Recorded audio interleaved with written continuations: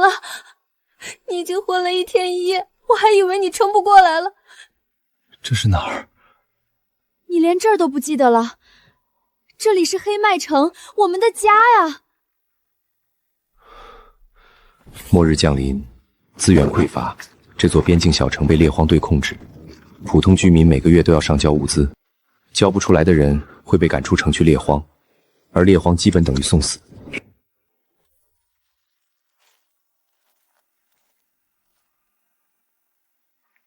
这个月的物资该交了，你们这屋里也没别的东西，就这几块饼先抵着吧。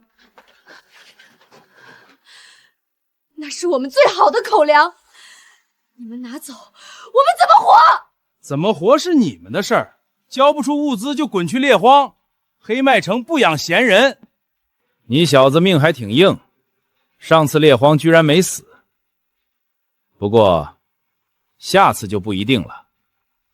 别怪我没提醒你们，再凑不齐这个月的物资，就拿着破房子抵。咱们走。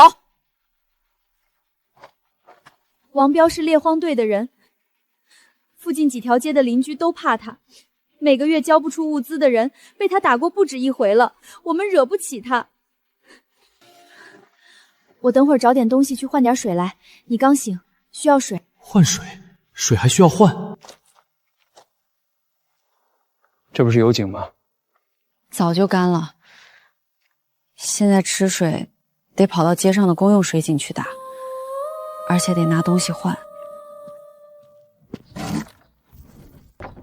这不是枯井，下面有水声。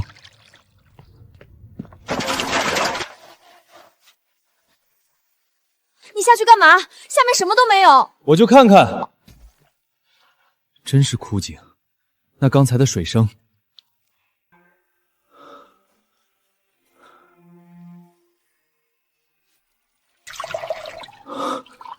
真是水。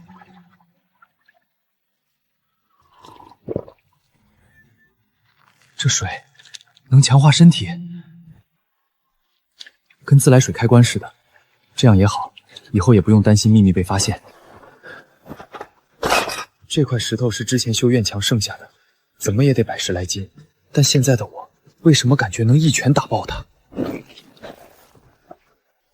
雨晴，这是你干的？之前的物资只是预支，这个月的正式配额该交了。你们2个人得交2份，拿不出来就赶紧收拾东西，拿着房子抵。你们别太欺负人了！王彪一家又在欺负人。谁让人家当上猎荒队副队长了呢？咱们这些人谁不得看人家脸色？我们没有多余的物资了，能不能宽限一段时间？你小子是不是上次猎荒把脑子撞坏了？没死就以为自己是个人物了是吧？哎呀！你小子还敢还手，给我打！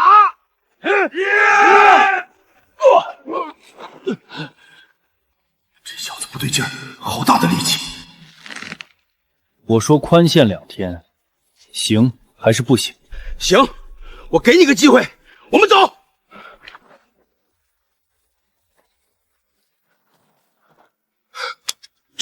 这还是那个恶霸王彪吗？对呀，这恶霸也有低头的一天。李青真是太厉害了！你什么时候变得这么厉害了？以后你会更习惯的。那混蛋什么来头？今天可是让我丢了大面子。哼，他能打，不代表他能活。你能压住这条街这么多年，靠的不是拳头，是猎荒队的规矩。妈，你的意思是？他不交物资又不服管，按规矩就该安排猎荒。城管的刘强不是跟你熟吗？把他名字加进明天的猎荒名单里。明天的猎荒任务是清理北门外那片废墟，去了的人没一个能活着回来。我让他明天自己出去找死。今天猎荒的地点城北废墟，念到名字的出列：张三、李四，还有李青。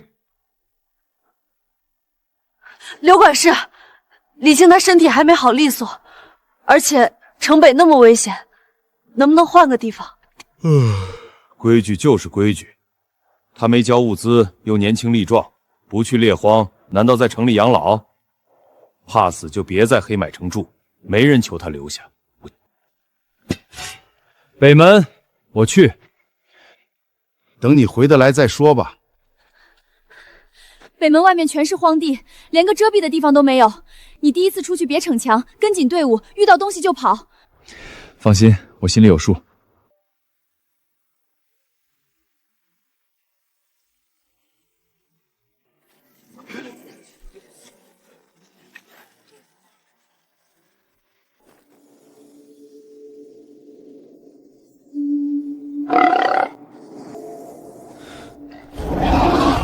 这东西怎么跑到这么近的地方来了？快跑！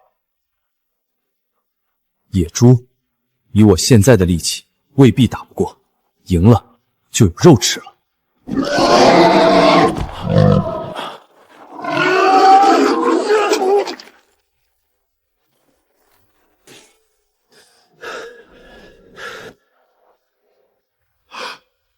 这怎么可能？他一下就把变异野猪拍死了。天都黑透了还没回来，北边可不太平。第一次猎荒就想活着回来，北门那片废墟，老猎荒者都未必能全身而退，就凭他。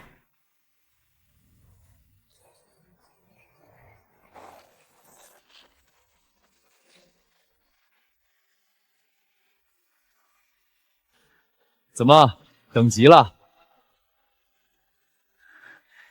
你没事吧？没被伤到吧？没有。走，咱回家吃肉。这是野猪，少说得有300斤。李青啊，你们是怎么弄到这大家伙的？不可能！这小子怎么可能弄死变异野猪？一定是他在外面运气好，碰到头死猪。运气？我倒希望我们有这么好的运气。这头野猪是李青自己一铁锹砸倒的。对，是李青一个人打死的，他救了我们的命。李青，你给我等着！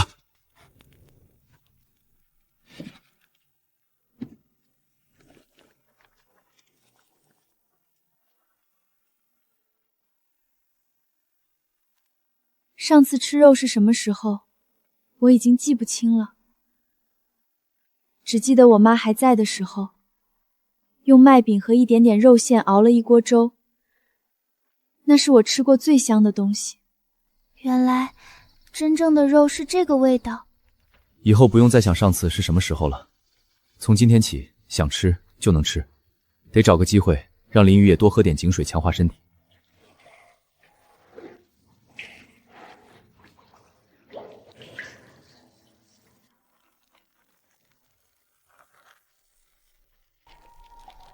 这水不光能让人强化身体，还能让土地重新生长。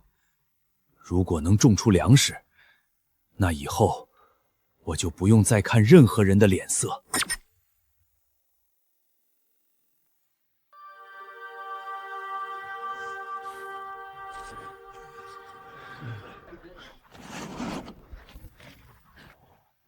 下一个，刘技师，上个月还能领小半袋掺沙的薯粉，这个月就剩这点麦饼了，这点东西怎么撑到下个月呀？最近外围资源越来越难搜集，粮食不够分，只能减配额。都听好了，从下个月开始，猎荒任务增加，每家每户的青壮年都得轮流上阵，不出去找吃的，黑麦城撑不下去。刘干事，我家老头子腿脚不好，哪有力气去猎荒啊？碰上变异兽，那就是送死。这是规矩，没有例外。下一个。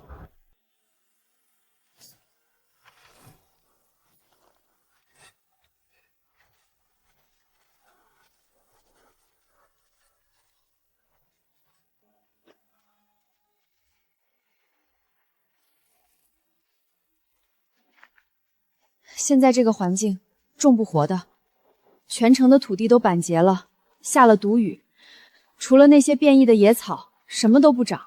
咱家就这点种子有点价值了，留着关键时候还能换口吃的，埋下去就是白糟蹋，还浪费水。试试看，万一长出来了呢？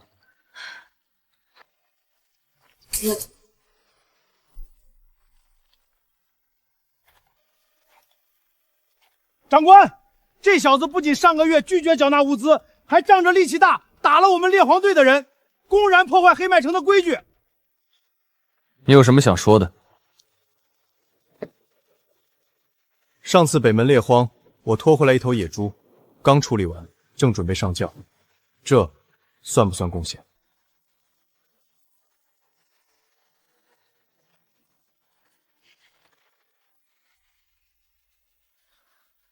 王彪，这件事你为什么没有上报？一头300斤的野猪，足够抵得上他个人2个月的配额。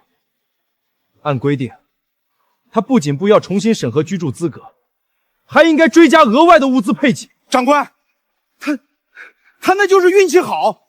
规定只看结果，不看过程，带回资源就是贡献。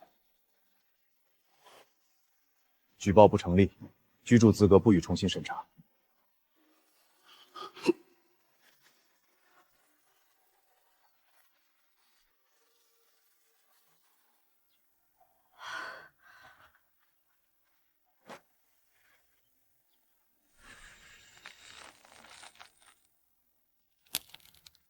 这井里的水不仅能让荒地重新富有活性，竟然还能加速植物生长，太神奇了！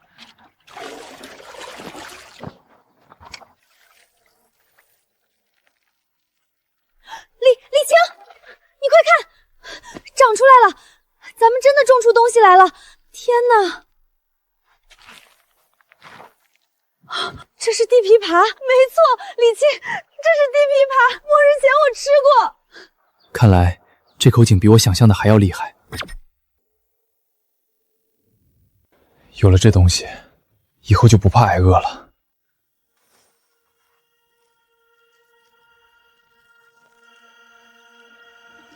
真是地枇杷，末日以后，我就再也没吃过这个了。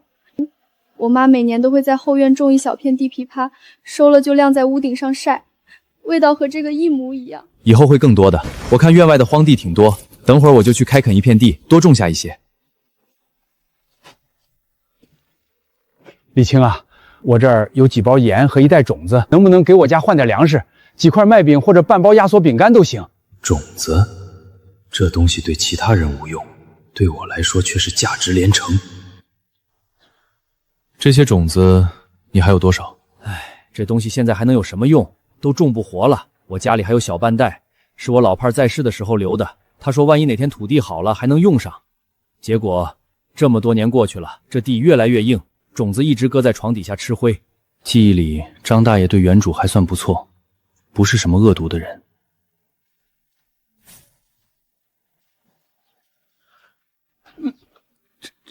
这是哪来的？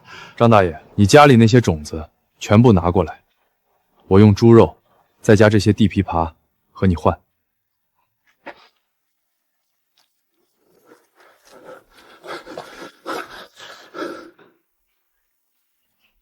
张老头，你手里拿的什么？新鲜的地枇杷？难道李青这小子在城外发现了野生地枇杷地？不行，我得弄明白。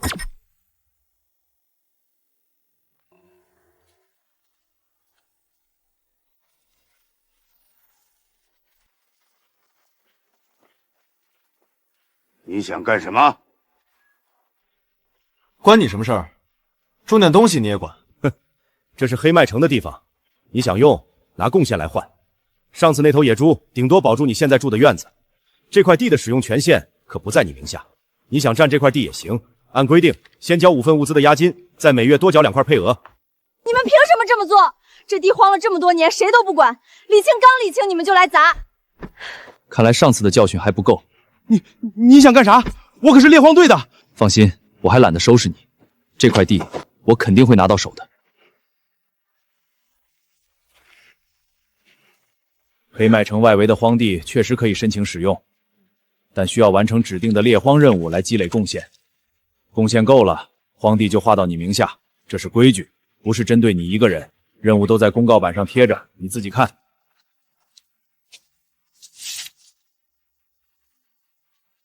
先等通知，等上面分配好区域再安排具体行动。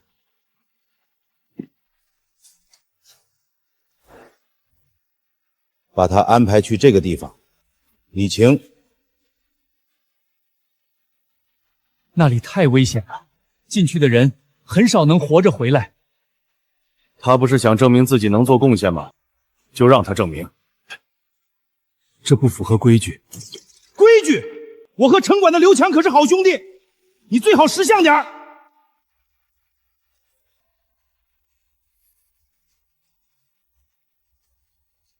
就算没有野兽水果地也没事，让我找到送你上路的方法也不错。哈哈，李青，这次我看你怎么活。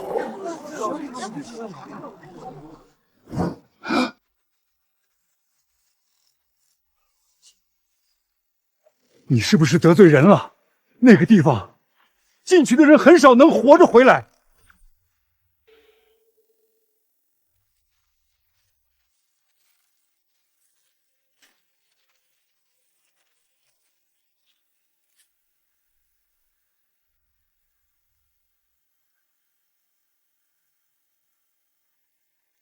这地方怎么会有山洞？洞口这些痕迹，不像是普通野兽留下的。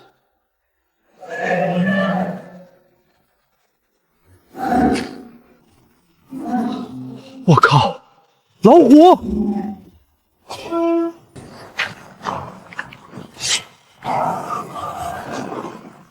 畜生，就是现在！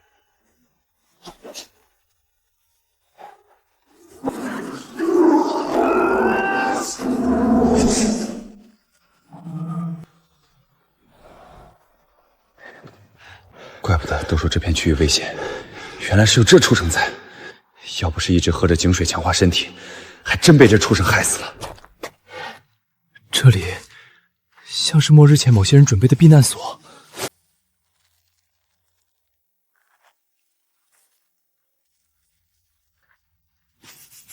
这是太阳能发电板。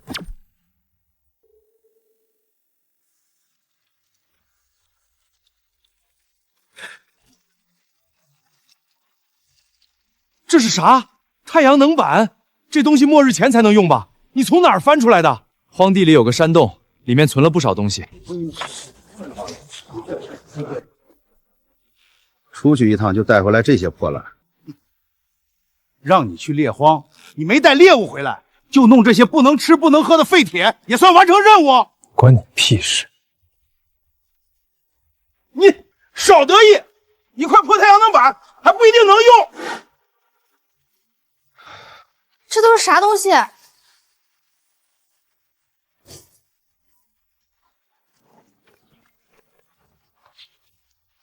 希望蓄电池是好的。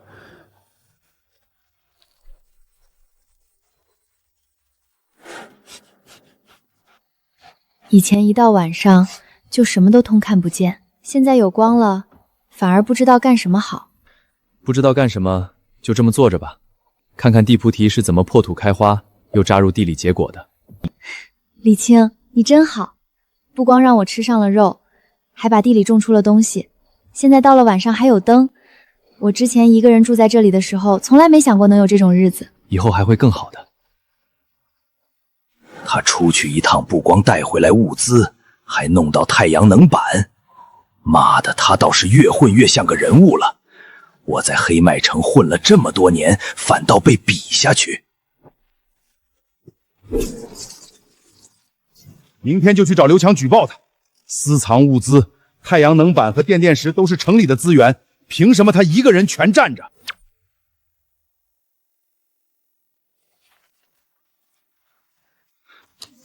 刘队，李青那小子你得查查，他上次猎荒带回来的太阳能板和地电池可都是城里的公共资源，结果他一个人全吞了。还有他在院子里私自圈地种东西，囤了不少粮食，一样都没上缴。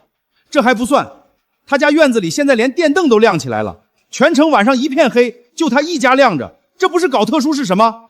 太阳能板是他从荒地山洞里搜回来的，属于猎荒所得，按规定归个人所有。至于粮食，你说他私藏，有证据吗？还要什么证据？你去他家院子里看一眼，就全明白了。行，我会去调查。你先回去。这井水浇出来的果子不光味道好，还能恢复体力，身体状态比昨天又强了一截。如果现在再遇到那头老虎，估计就没那么费事了。你又一大早起来浇地了？昨晚灯亮到那么久，你不困吗？还好，不怎么困，感觉比睡了一整天还有劲儿。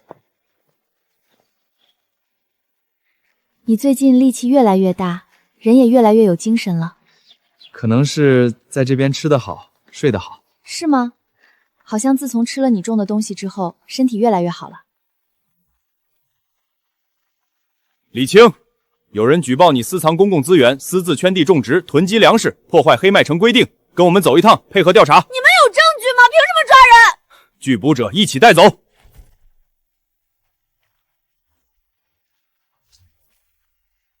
想带走我，先问问我的拳头答不答应。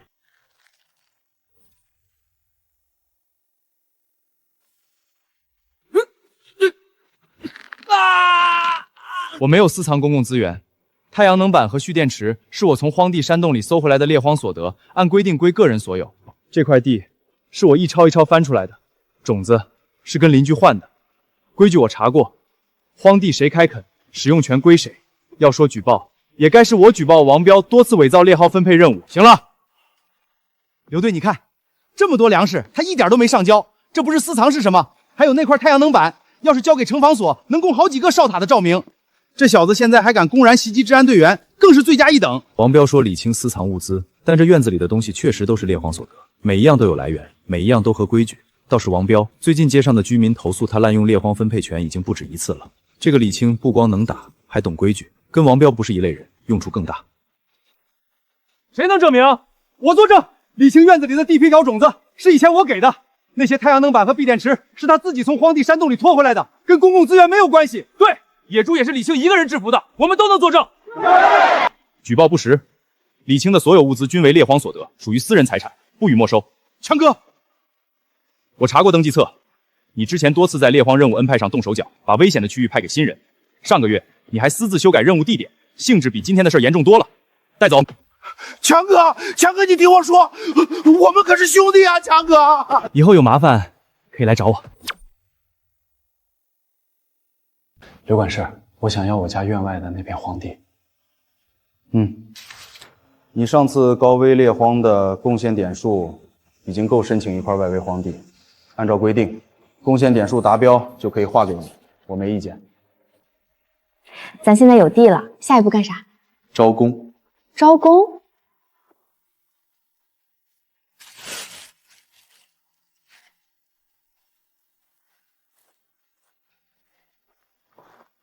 招募人手开荒，管饭，还有肉。李青啊，这是真的？真的，张大爷，来帮忙开荒的，供粮食，还有肉干拿。哎呦，先给我留个名额，我还认识不少现在家的闲汉，这就去叫。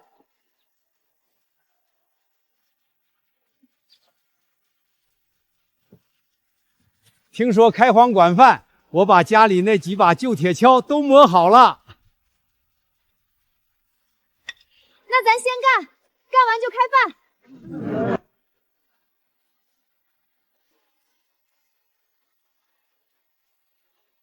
今天先把碎石清走，草根挖干净，中午饭灶台上统一做，干完活来领。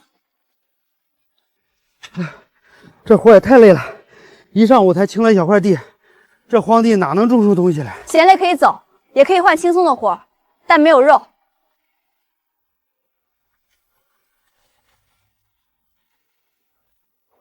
林雨这丫头还挺有领导范儿，以前一个人缩在屋里不敢吭声，现在敢当着一群人的面发号施令了。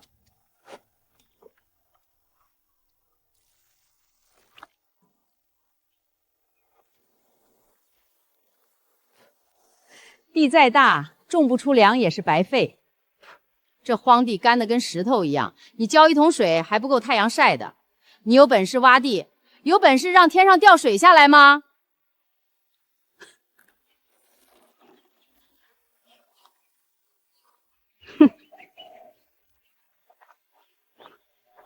这泼妇说的也对，家里井水流量太小了，不够浇的，普通井水浇上又没用，得想个办法。对了，如果我把家里的水和普通水稀释一下呢？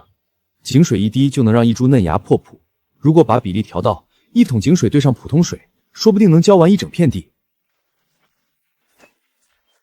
这啥情况？昨天种下的种子，今天就发芽了。李青还真是有大福气的人啊！皇帝都能种出东西来，快干快干，说不定人家回头还分咱点菜嘞。小子，害我儿子，你也别想过好日子。管事儿啊！你快去李青地头那儿看看，那小子昨天刚种的种子，今天就出苗，哪有这么快？种出来的东西肯定有问题。你不管管这事儿，万一以后吃出人命咋办？上次你和你儿子真有意思，说人家私藏物资，我查了没问题。这次你说他的粮食有问题，你有证据吗？我不管，末日里哪有长这么快的粮食？李青种出来的东西肯定有问题。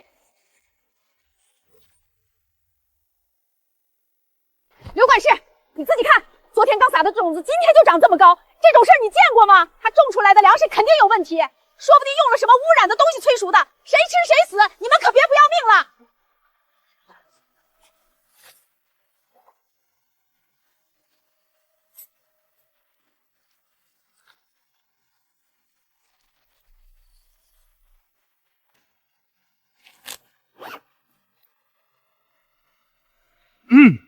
在检测结果出来之前，谁都不许碰这片庄稼。赵桂芳，你也别动，站远点。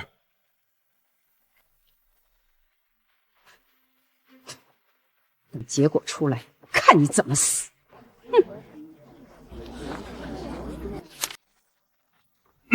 检测结果出来了，是不是污染超标？快把他抓起来！李青种出的粮食没有污染，没有毒素残留，各项指标都正常。而且检测站说，这批麦子和地皮包营养成分比普通粮食更高，结论是安全，可以食用。我就说嘛，李青种出来的东西我早就吃过了，那地皮包又香又甜，老头子我吃了半辈子粮食，没吃过这么好吃的。李青，你那些地布菊还有吗？我拿盐给你换。家里老头子吃了你上次给的那几颗，念叨了好几天，说还想吃。有，林雨，你带刘婶去屋里拿。哎，刘婶跟我来。李青，我拿白菜种子换，我用这铲子换你2斤麦菜。李青，你给我等着！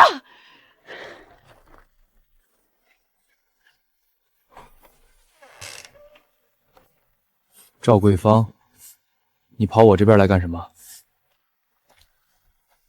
秦队长，我就是来告诉你一个消息。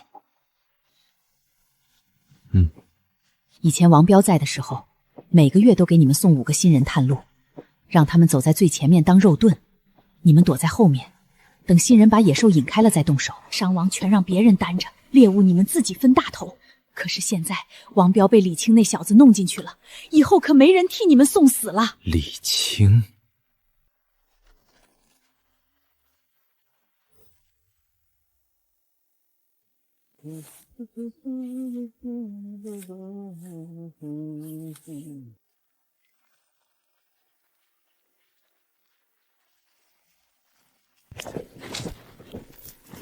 赵桂芳，他身后的这些是什么人？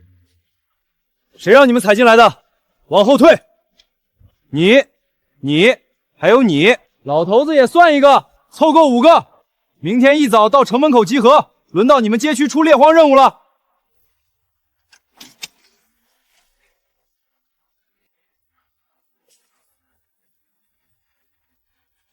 张大爷这么大年纪，你们也拉去猎荒？上次他儿子就是死在猎荒任务里，家里就剩他一个人了。这是城里的规矩，每个街区都得轮辈出人，凭啥你们搞特殊？有本事让你们李青去找刘强说理呀！刘管事，你来的正好，猎荒队来这儿强行拉人，连老人都不放过，你管不管？黑麦城每5个街区变成一个联防组，城市保护所有居民，各区域也必须轮流派人出去寻找物资。这规矩不是我定的，他们联防组出任务的时候，确实有权从你这街区抽人。我能保证的是名额不超，但该出的人一个都不能少。这什么破规矩？不论老弱，全凭他们一句话就能强行拉出城送死。他留下，我替他去。他们就是故意的。王彪在的时候，每次猎荒都让别人挡在前面当诱饵。现在你把他弄倒了，他们是盯上你了。没事儿，我能处理。大爷，您别担心，明天你不用去了。李青，明天我跟你去。老头子活了这把年纪不怕死了，你别一个人扛。明天谁跟我去都行，但到了地方，听我的，走最前面，不一定就是送死。他们想看我们出事儿，那就让他们看看我们出事儿之前，谁先出事。你只能替一个，剩下4个名额，照样得凑齐，一个都不能少。既然你主动送上门，明天就由你带着他们走最前面。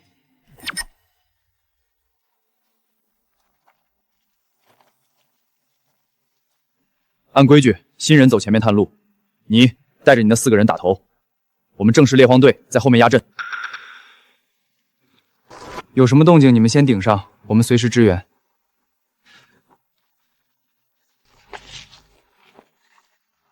秦哥，让他们走那么前，万一真冒出什么东西来，他们几个怕是顶不住。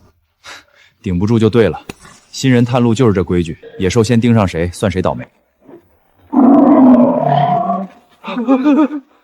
这是野猪，吃激素也长不到这么大吧？我靠！变异野猪，快跑啊！全部推到那块巨石后面，蹲下别动，不管听到什么声音都别出来。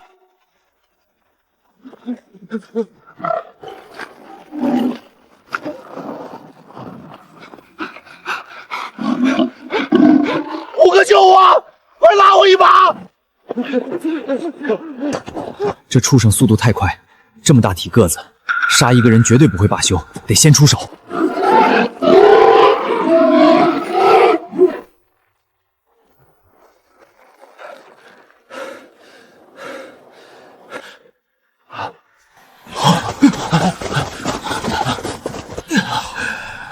这小子连变异野猪都能整死，不行，这猪不能让他独占，我还有弩，不信他敢跟我横。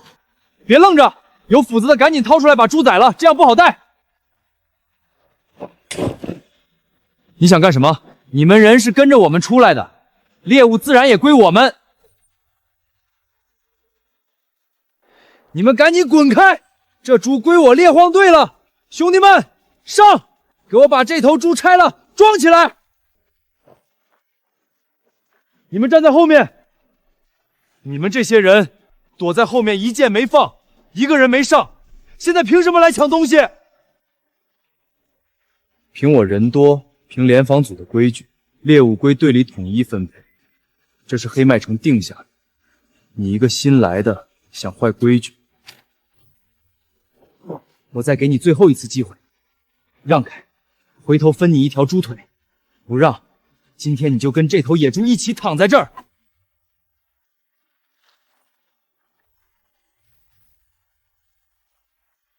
我靠，这还是人吗？他刚才把变异野猪都给提起来了。虎哥，这小子有问题。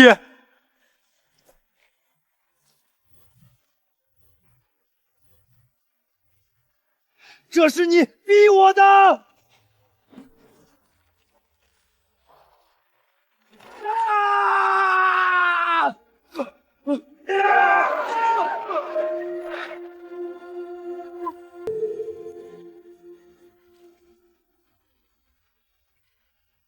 你们把猎物赶紧拆了带上，其他东西别管了，直接加回城址，我看着，他们不敢动。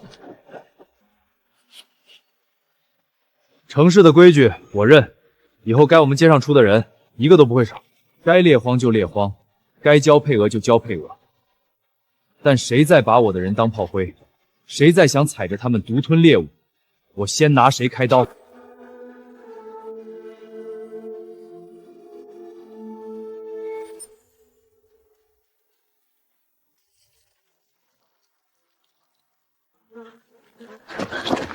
你没受伤吧？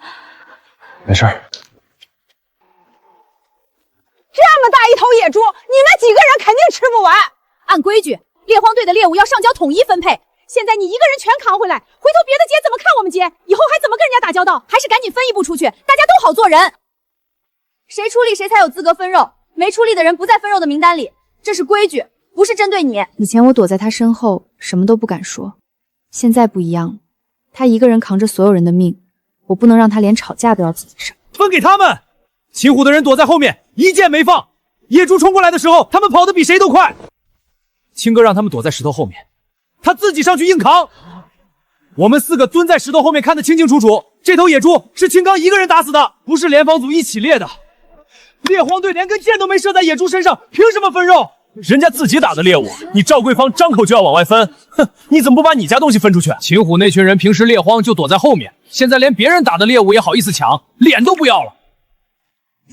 谁出力谁分肉，以后只要有我在，不管去哪儿猎荒都是这规矩。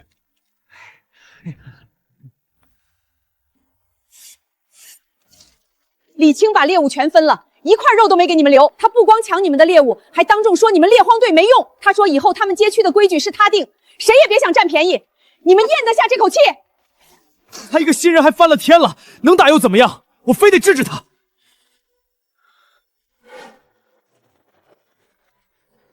你们干什么？你们凭什么抢粮？滚你男人去！妈的，猎物不给我们，这些粮就算补偿。你们李青不是规矩大吗？让他来找我要。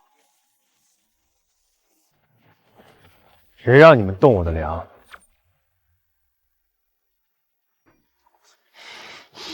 动手就动手，在城外是你运气好，这次我看你一个人能打几个！兄弟们拼了！自不量力。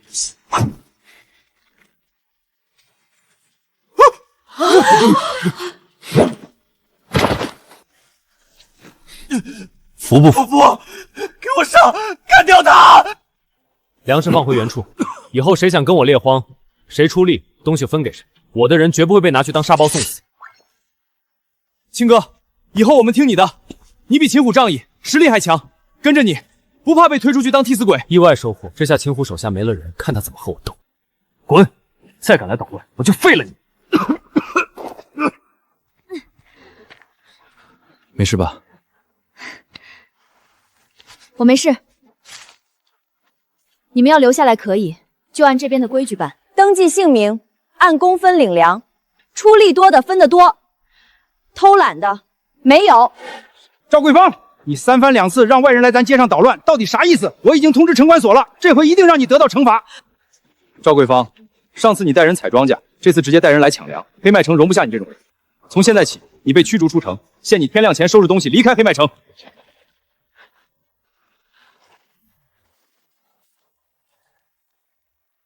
水柱变大了，太好了！这样一来，浇地的水就不用稀释了。李青，你又去井底干嘛？那井不是早干了吗？我又挖了挖，这井没全干，就是出水量有点小，不过够咱喝的了。你不用下来，别摔着了，我马上就上去。好。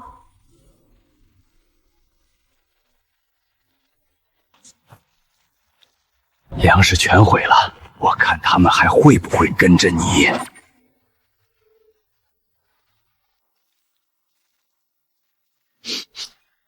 哪来的血腥味儿？还没干透，有人昨天晚上把兽血泼在围栏外面了。肯定是秦虎，昨天那事儿他肯定怀恨在心，这才连夜弄了兽血来泼在田外，想用血腥味把荒野里的野兽引过来糟蹋庄稼。秦虎昨天吃了亏，连夜用兽血引野兽来报复，他倒是会挑时候，天还没亮，大部分人都没起，野兽正好觅食。不过血腥味这么重，来的恐怕不只是野狼。这混蛋，荒地这边连着大山，一些野兽肯定会被吸引过来。你快去叫张大爷他们，让他们把装好的粮食全部搬到板车上，放咱院子里。剩下的地里还没收的别管了，人先撤到安全的地方。这边我守着。不行，你一个人挡不住那么多野兽。我有分寸，相信我，快去。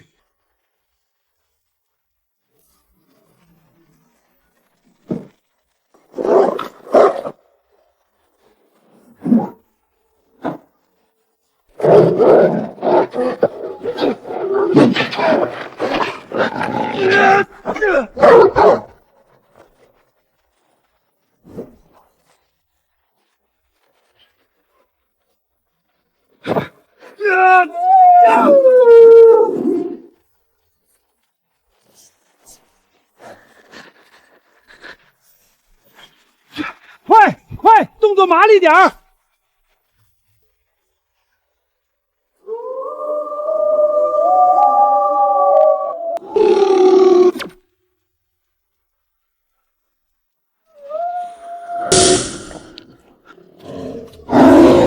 靠，这些畜生太多了，硬拼绝对护不住后面的人和粮食。野狼怕光和噪音，太阳能灯的光够强，再加上铁桶，应该让他们逼到围栏一侧。但不能全堵死，得留一个缺口让他们有路可走。都堵死了，他们会更疯。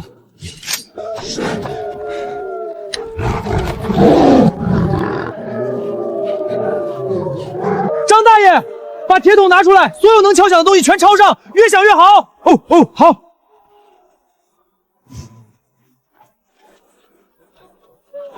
把围栏东边留出一个缺口，其余3面全部站多人，不停地敲击铁器。快听青哥的，你们去那边。南边那几个木桩被刚才的狼撞松了，再撞几下就撑不住了。你带2个人去加固，拿铁丝多绕几圈。这边有我。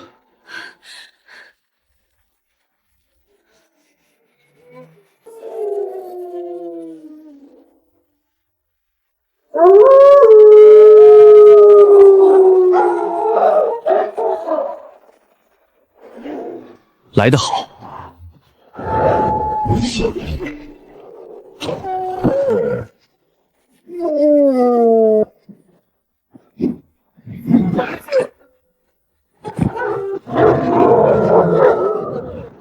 头狼一倒，剩下的就不敢再冲了。野兽和人都一样，群龙无首就成了一盘散沙。都跑了，吓死我了！还得是李青啊，一下就把那头狼拍死了。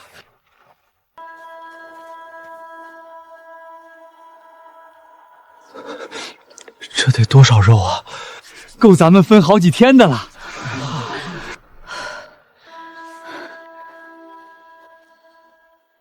李青，你没伤到吧？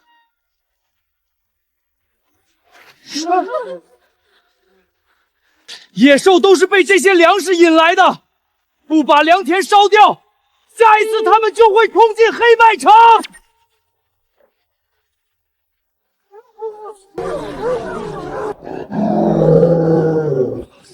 你们都看见了，这些狼是怎么来的？就是被这些粮食引来的。以前黑麦城外面从来没出现过这么多野兽，自从他种了这些地，这些畜生就开始往咱们这边涌了。幸亏这次来的狼少，但下次呢？下次这些畜生半夜冲进来，谁第一个被咬死？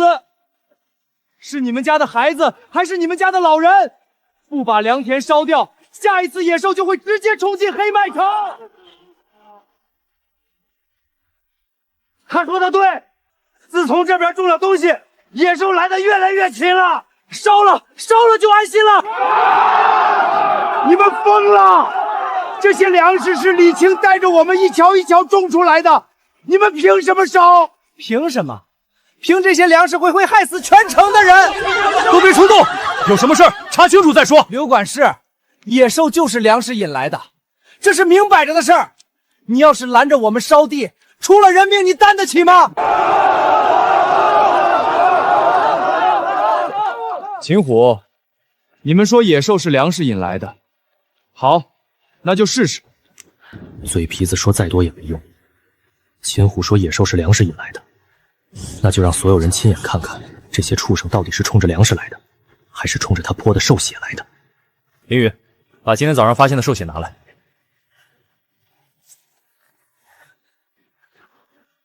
兽血和粮食都放在这里，如果野兽是粮食引来的，他们就该去啃麦子；如果他们冲着血来，就该去舔木棍。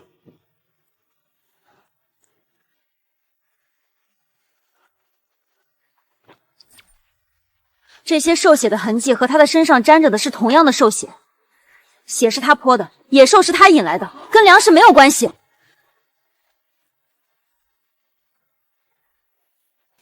是兽血，还没干透，搜他身。这些寿血跟你鞋底上的一模一样，你还有什么要说的？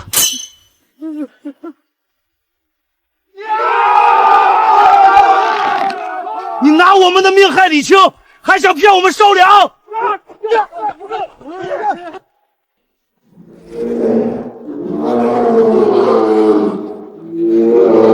泼的兽血不止良田外面那几桶，他把附近的野兽全引过来了。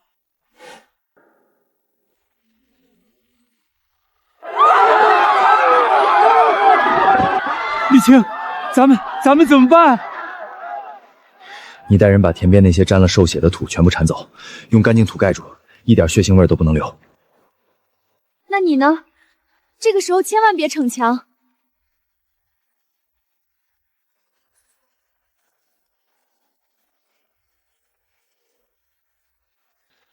这些野兽是被血腥味引来的，哪里的血味最多，他们就往哪儿跑。秦虎这个皮水皮装了不知道多少兽血，味道比田边的血迹浓10倍。挂在板车上推出去，至少能引走80%，剩下的如果有落单的，就好对付了。野兽是追着血腥味来的，哪里的血味最重，他们就往哪儿跑。我来引开那群畜生。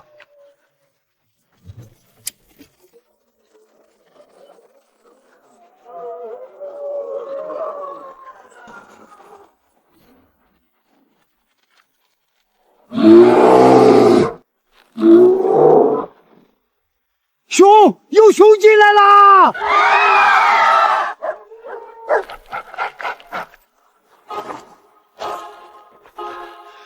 都闪开，让我来！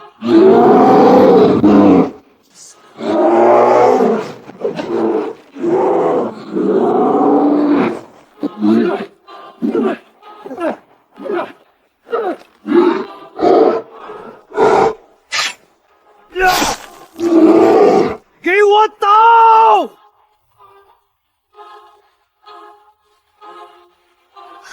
快把缺口堵上！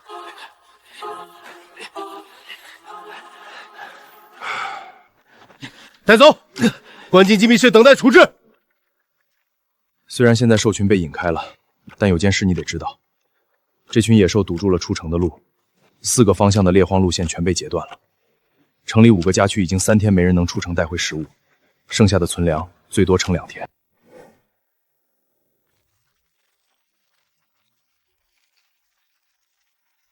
开饭了，干活的都过来排队，每人1碗麦粥，1块肉。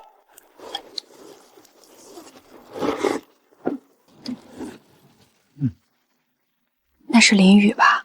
以前跟咱们一样饿得腰都直不起来，你再看他现在，衣服干干净净的，手里还管着粮食。早知道当初跟着李青干就好了。现在说这些有什么用？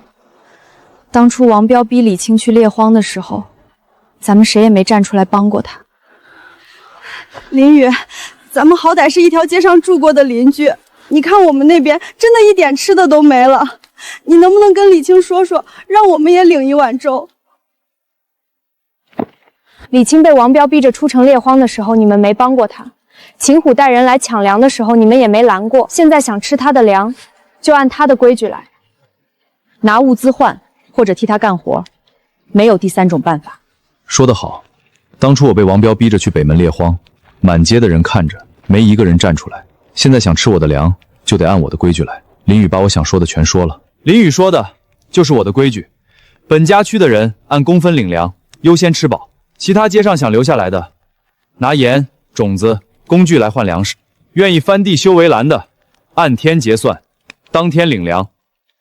不想干活的，可以去杂货铺买高价压缩饼干，我不拦着。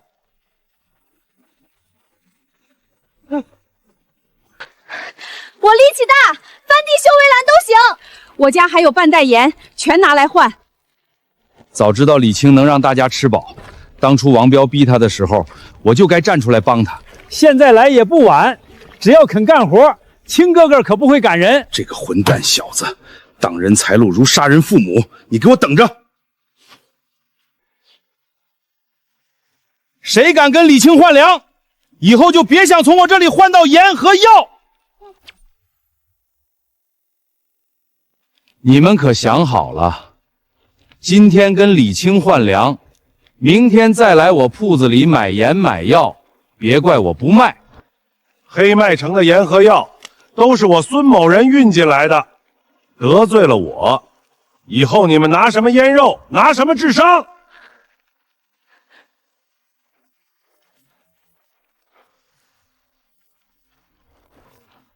这就对了。压缩饼干虽然硬了点儿，但吃一块顶一天，价格还是不变，买3块送半块，童叟无欺。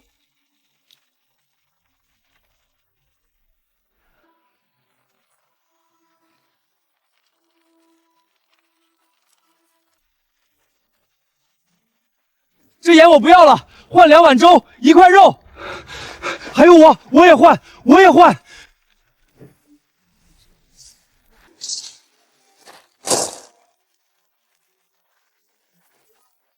孙老板，对不住了，你给我们开的工钱只够买半块饼干，李青这边干1天活管3顿饭还有肉，我们不给你干了。降价了，压缩饼干买1送1。好啊，李青，跟我斗，咱们走着瞧。他把能换的粮食都换出去了，我把城里所有的种子都买走。我看他下一批粮食拿什么种。都看好了，黑麦城现在能种的东西全在这儿了。李青的粮食换完这一批就没了，下一茬他拿什么种？你们想继续吃饱饭，就得靠我手里的种子，我也不多要。李青，你听好了，10袋粮食换1袋种子，公平买卖。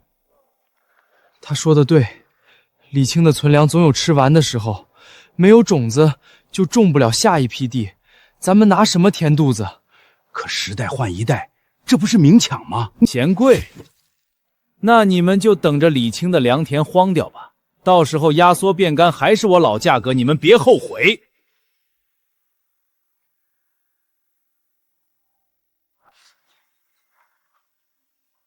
他这是看准了我们种子快用完了，想趁机卡咱脖子。别担心，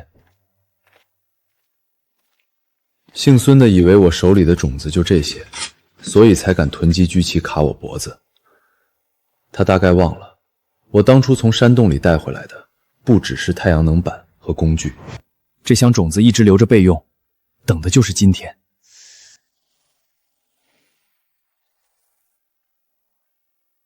张大爷，你看看这麦种怎么样？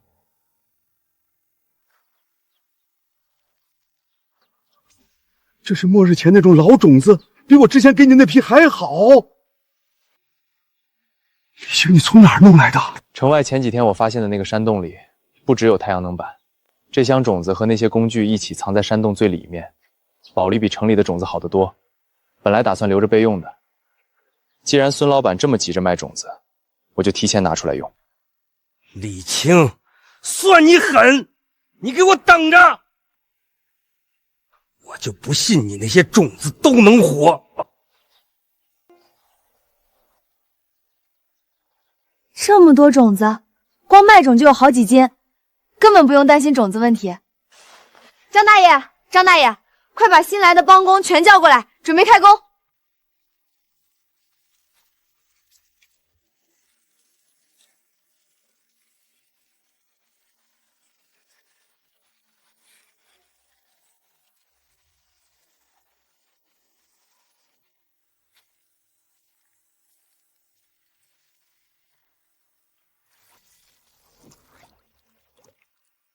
孙老板把城里的种子全买走了，但他不知道黑麦城的地本身种不出什么东西，种子再多也没用，关键是这井水。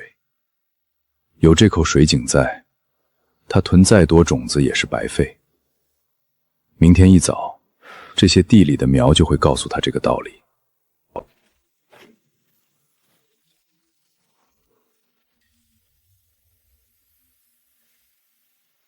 老天爷，昨天刚种的今天全出来了，我种了大半辈子地，从没见过这种事儿。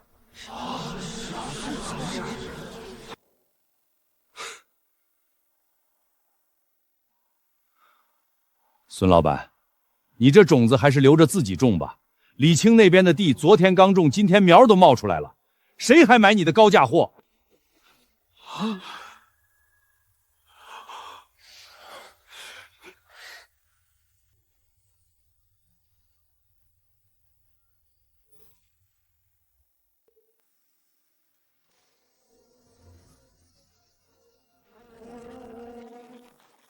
快护住这些嫩苗，这些虫子太多了。这是黑麦城常见的虫害，专啃嫩苗。很久以前也有人种出过粮食，结果就是引来了这群飞虫。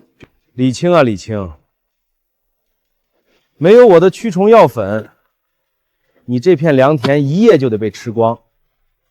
现在来买还来得及，1袋粮食换1包药粉，价格公道。这些虫子全趴在灯罩上，赶都赶不走。他们不是来啃苗的，是被光引来的。如果把灯搬到田外，虫子会不会跟着光走？你看那些灯，虫子全趴在灯罩上。这些飞虫喜欢光，我们用光把它们引走。对啊，怎么把虫子驱光的特性忘了？快带人把所有的太阳能灯全搬到田外空地上去，灯下面摆满水桶，再弄些湿草点火，用浓烟把田里的虫子往外赶。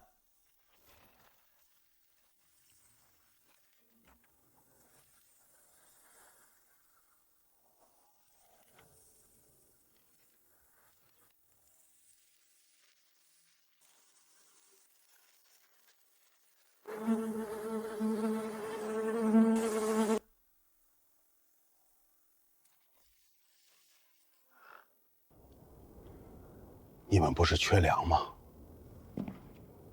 我知道哪里有粮食。李青是吧？城里现在5个街域缺粮，你这些粮食按照管理条例，必须全部上交。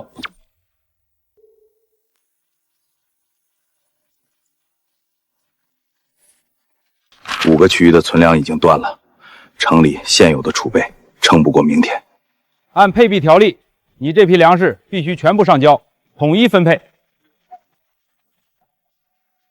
要收粮可以，但我有一个问题，上个月发到5个街区的救济粮去哪儿了？按庆额，每个区域都能分到1批。你们说现在断了存粮，那批救济粮在谁手里？你一个种地的，管得着救济粮的去向吗？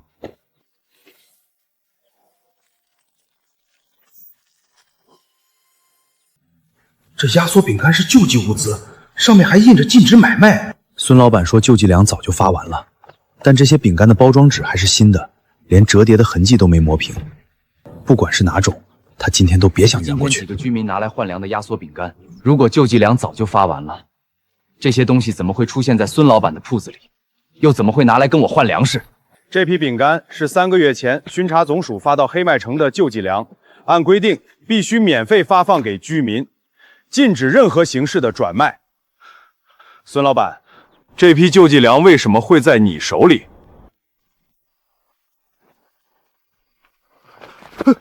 杂货铺后面的仓库门已经打开了，里面堆满了救济粮的包装袋、成箱的盐和药品，全是这批本该发到5个街区的救济物资。孙老板一直把免费的救济粮扣在手里，高价卖给居民。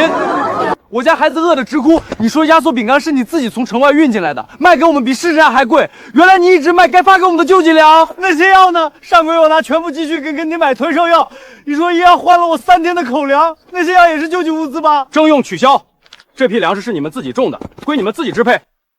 大家先去忙吧。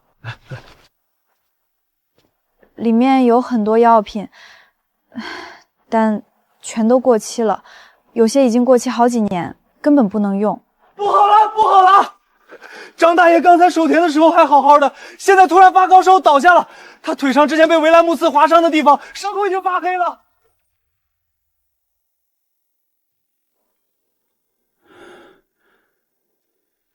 仓库里的药我全都查过了，全是过期的，没有1瓶能用。伤口都发黑了，这就是败血病。没有药，光靠硬昂哪能扛得过去？张大爷这回怕是撑不过今晚了。李青，我们知道你有本事种粮，有本事打野兽，但这治病救人不是光有力气就行的，有再多粮食，没有药也救不了人。张大爷这把年纪了，你还能有什么办法？你们少说两句，李青已经尽力了。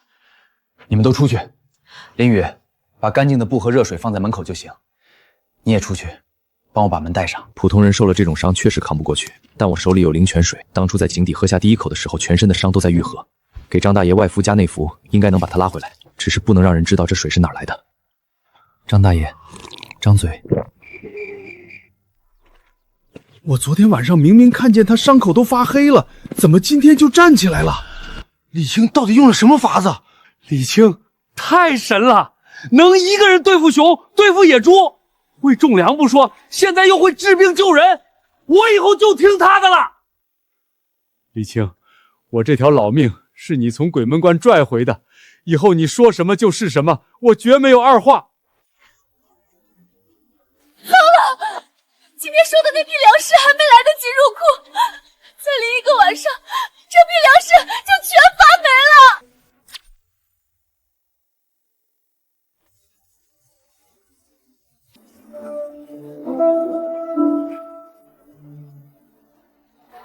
前两天这边人手不够，你们搬完那些东西，能不能过来帮一把？我们自己的东西都顾不过来，哪儿还有余力帮你？这雨下得这么急，谁家没点东西要抢？你种地的人多，用不着我们。就是啊，你那么多帮工还不够用，我们这点人手刚够搬自己的。刚才看热闹的时候，一个个抢着往前挤，现在叫帮忙就全跑了。李青，咱们人手确实不够，雨再这么下去，这批粮食就全完了。你们先把粮食往废弃仓房那边运，去告诉所有人，来帮忙搬粮的，今晚每人多领2两肉，3碗粥。这些粮食必须在大雨把田淹了之前，全部搬进仓房。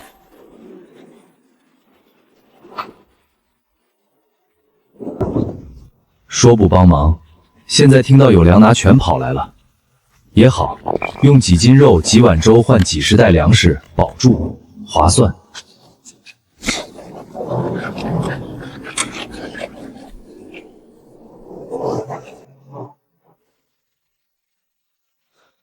这可怎么办？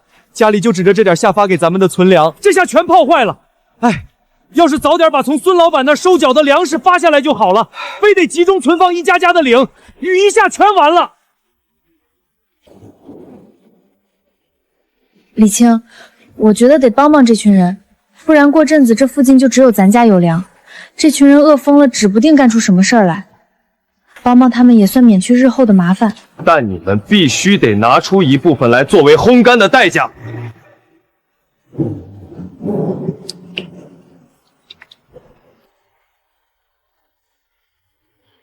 大家排好队，你们几个把湿粮袋放这边，不要堆在仓房门口挡路。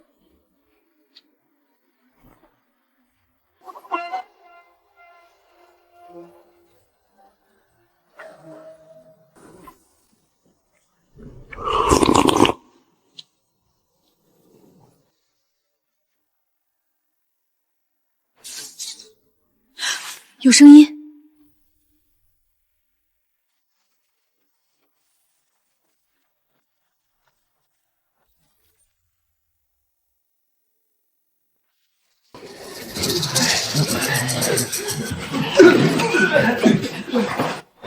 你们想干什么？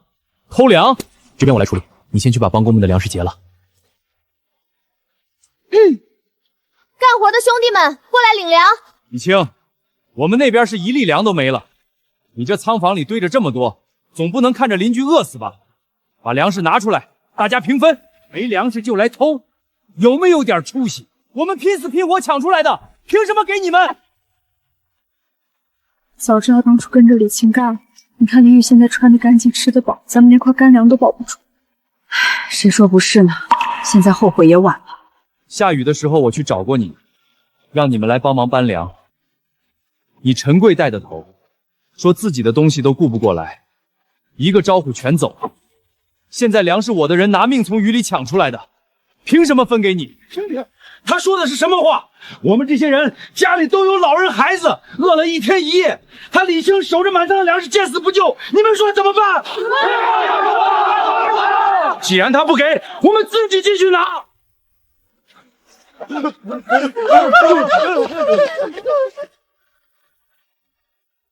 我看今天谁敢进这个门，野猪头狼都不是我的对手，更何况你们，有胆子的来试试。陈贵这饿的站都站不住，真要动手，不用我出手，他们自己先撑不住。粮食只发给守田收粮的帮工，其他人想吃饱，明天来地里干活，按工时领粮。不想干的也可以拿物资来换，站在这里堵门，什么都拿不到。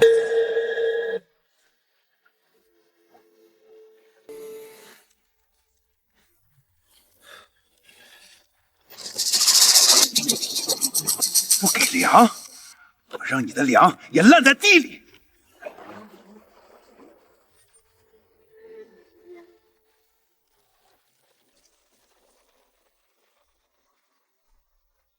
李青，排水沟被人挖开了，水全灌进花生地里了。又是谁干的？陈贵，得赶紧处理。来人，去那边用土袋堵缺口。张大爷，你带人去把灌溉用的水泵搬到排水沟，接上管道将积水往水池里抽。哎，你们跟我来。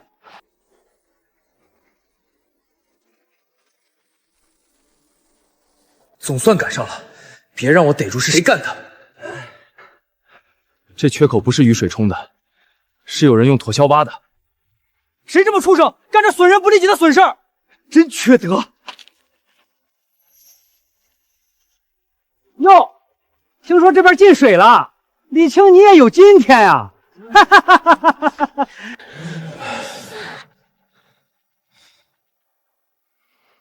是陈贵让我挖的，他拿铁锹逼我去挖排水沟的土洋，说只要把水引到这边良田里，你家的粮烂了，我们就得回去求他分粮。我不干，他就骂我没出息。你胡说什么？我没胡说，他家里还藏了一个地下粮库，里面堆着几十袋干粮。他根本就不是为了给大家找吃的才来堵李青的仓房，他是怕自己有粮的事情被别人知道。陈贵自己做的孽，这次不用我多说，他手下的人先站出来指认他了，也好，省得我再费口舌。我去你的！再敢打我粮食的主意，我就让你拿自己的粮来赔。以后再敢碰我们的粮，我第一个不答应。这次踹你进沟是轻的，下次就没这么便宜了。你给老子等着！陈贵自己藏着粮，让我们来替他堵枪口。早知道这样，当初就该跟着李青干活。现在说这些有什么用？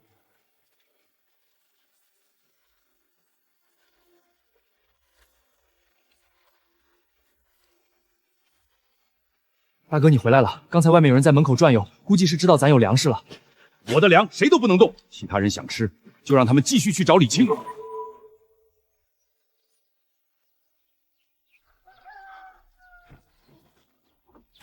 李青，我们几个想留来给你干活。陈贵那边我们不想再待了，先搬粮修围栏，干完今天的活再说留不留。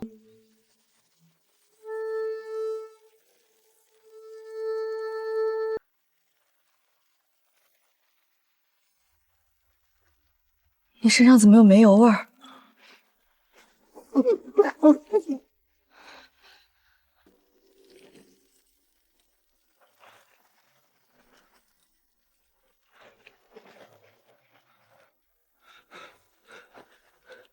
陈贵答应给我们每人1袋粮，让我们混进来找回机会烧掉你们的粮仓。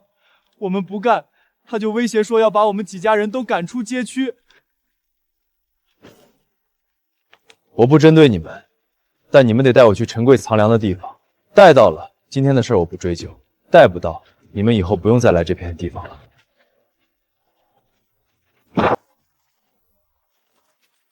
这不是陈贵上个月从我们各家收走的保命粮吗？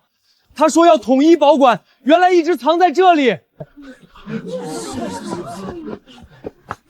这是我们家的粮，陈贵把我们的粮收走藏起来，让我们饿着肚子去求李青。粮在我的地方就是我的，我看谁敢拿。你刚才派去烧我粮仓的人已经全招了，现在你私藏的粮食也被翻出来了，你还有什么要说的？粮在我的地方就是我的，谁敢拿，我就砍谁！你们都听好了，这些粮食我囤下来的，谁要是敢上前一步，别怪我手里的家伙不长眼。跟我玩横的是吧？找死！呀！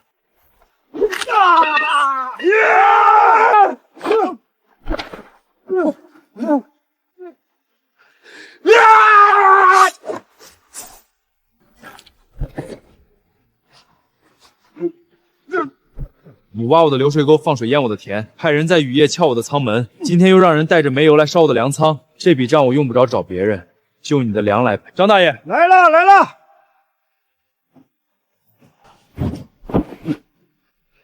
这10袋粮是你放水淹田的赔偿，剩下的粮食从哪家收的，哪家自己搬回去。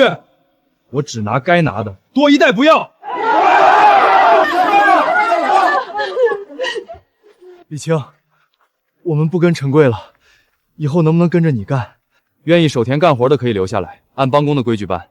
但之前在雨夜撬过我仓门的那些人，我不收。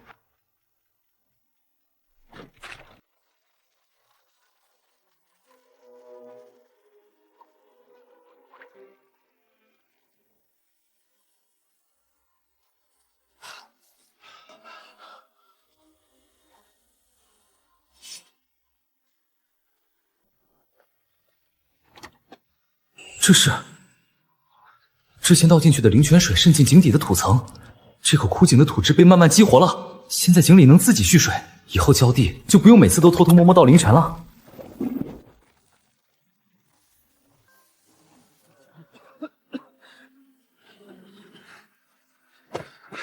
你们是流民，没粮食了吧？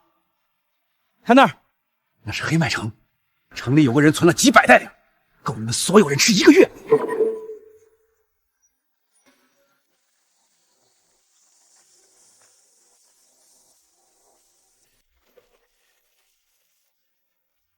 就是你有粮，还存了几百袋粮，我们这些人饿了好几天了，你总不能看着不管吧？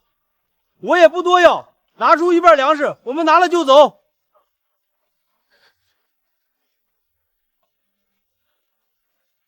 我的粮只养跟着我干活的人，愿意留下翻地修围栏的，按规矩领饭；不想干活的，拿东西来换也可以。白送，我1袋都不可能给。看见了吧？他根本不把你们放在眼里，几百袋粮堆在仓房里，宁可烂掉也不肯分。你们还跟他讲什么道理？敬酒不吃吃罚酒，兄弟们上！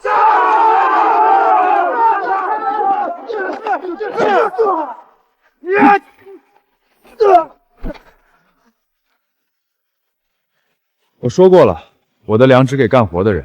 你们饿了几天还有力气来抢粮？难道没力气拿铁锹翻地？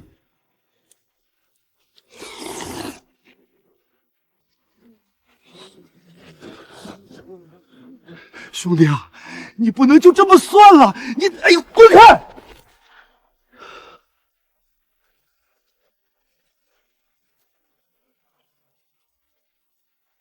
不让我们好过，那就都别想好过。不给粮，我就让你的庄稼全都渴死。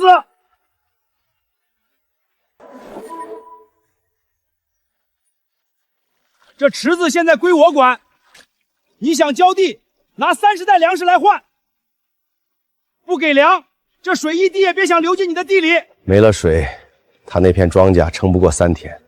李青这回不低头也得低头。30袋粮食换1口池子，看他还能嘴硬到什么时候。蓄水池被他们占了，管道也砸断了。地里的苗刚冒出来，要是断水超过2天，这批苗就全毁了。他们张口就要30袋粮，咱们仓库里总共才存了多少？这不是要掏空咱们的腰底吗？蓄水池被占了，但井还在。当初浇第1茬花生的时候，1桶灵泉水能浇10块地。现在井水储量也大了，用这口井撑过这阵子绰绰有余。让他们守着那池子干瞪眼吧。别急，去把张大爷他们叫来，把仓库里那台水泵抬到井边。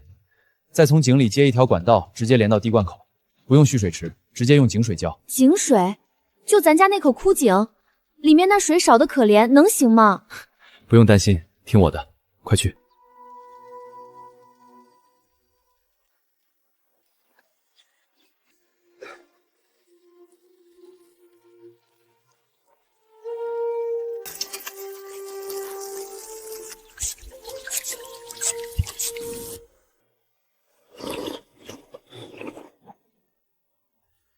我有工具，能干活，我不要粮，让我留下来干一天，管一顿饭就行。我也会翻地，给口吃的就行，我什么都敢干，求你了。我说了算，带着工具来的，愿意守田干活的，20个名额，挑中的今天就能上工领饭。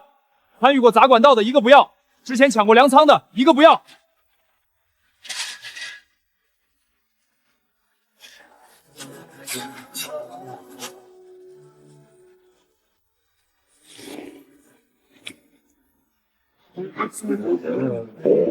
他怎么可能还有水？哪来的水？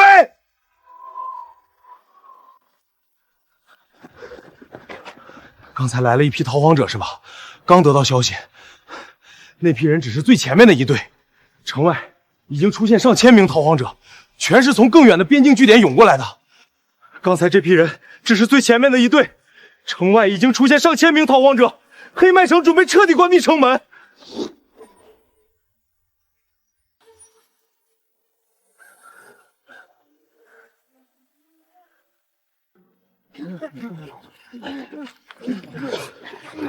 我们只要粮食，不想伤人。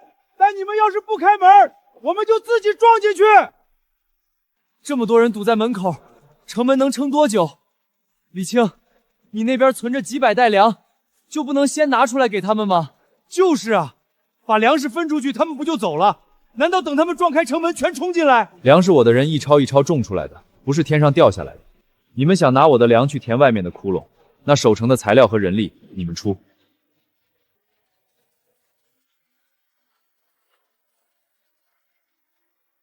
李青说的对，粮不是白拿的，想分粮就用劳动力来换。大家都是黑麦城的居民，都得出力。咱们出力和材料加固城门，李青给大家负责粮食，把木桩钉死在门框边上，铁板钉上。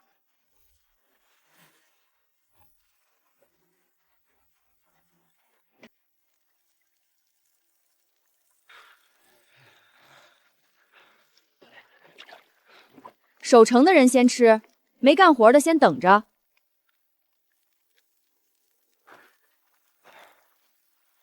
这群人是铁了心不给咱们活路了，给我上！撞开门，咱自己拿。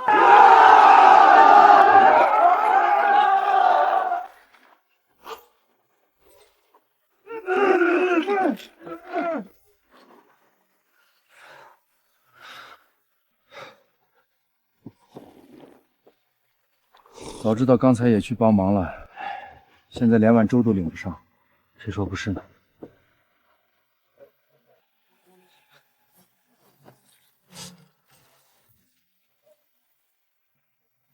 这一条废弃水道可以直接通到李青的良田。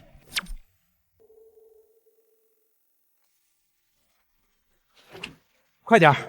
这条水道以前是黑麦城的地下灌溉渠，前面出口就在他良田旁边的旧崩饭里。他那些粮食全堆在仓房里，从这个出口上去，绕开城门，直通粮仓。你最好没带错路。为了绕这点路，钻了半天臭水沟。要是出去什么都没有，我先拿你填着水沟。不会不会。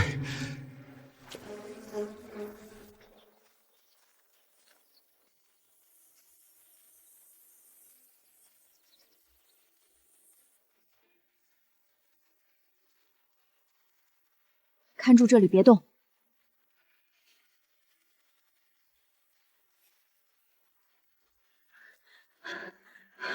库房那边水道口的铁板被人从里面撬开了，洞口还有新鲜脚印，不止一个人，肯定是陈贵这个吃里扒外的东西，带着外面的人从水道摸进来了。让所有守夜的人带上铁锹和木棍到布房集合，动作小点，别出声。你看，我没骗你吧？他的粮全堆在那间仓房里，外面就几道木围栏，冲进去直接拿就行。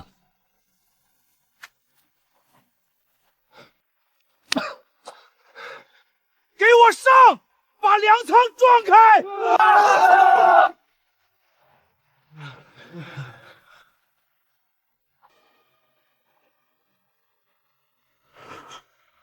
陈贵，上次放水淹我的田，这次又带人钻水沟，你还真是跟水有缘。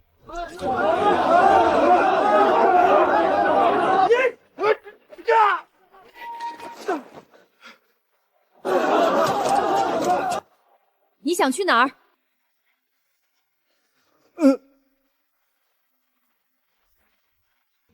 滚出黑麦城！下次再敢来，我让你连水沟都没得钻。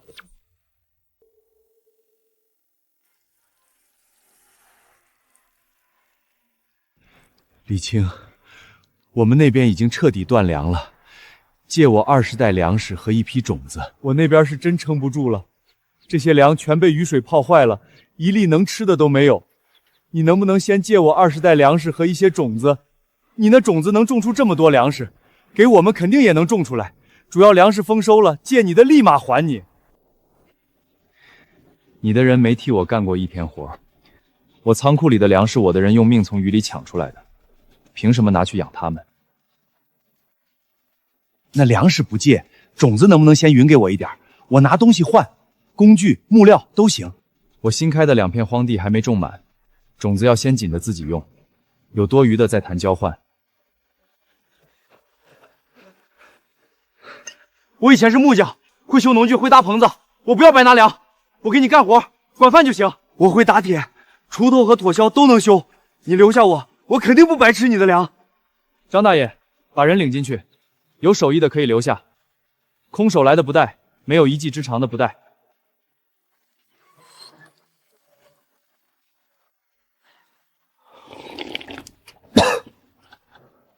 早知道当初学门手艺了，现在连口饭都换不来。他们那边种地的人先吃饱，没出力的人只能干看着，跟着李青的人哪个饿着肚子？李青，这块地在我区域的边界上，按理归我管。你不肯借粮，就别想再往外多种1亩。这片地从今天起，我说了算，你一粒种子也别想再往这边撒。这片地荒了多少年了？你州城的区域连一茬庄稼都没种出来过。按照黑麦城的规定，荒地谁开垦谁使用。李青把荒地种活了，土地就该归他，你没资格拦。周成，刘所长的话你也听见了，这块地从今天起归我们管，带着你的人走吧。走。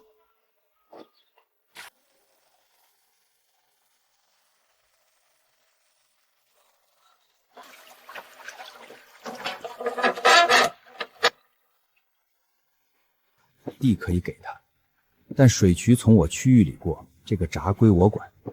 他不肯借粮，我就关上水闸。没有水，我看他拿什么种。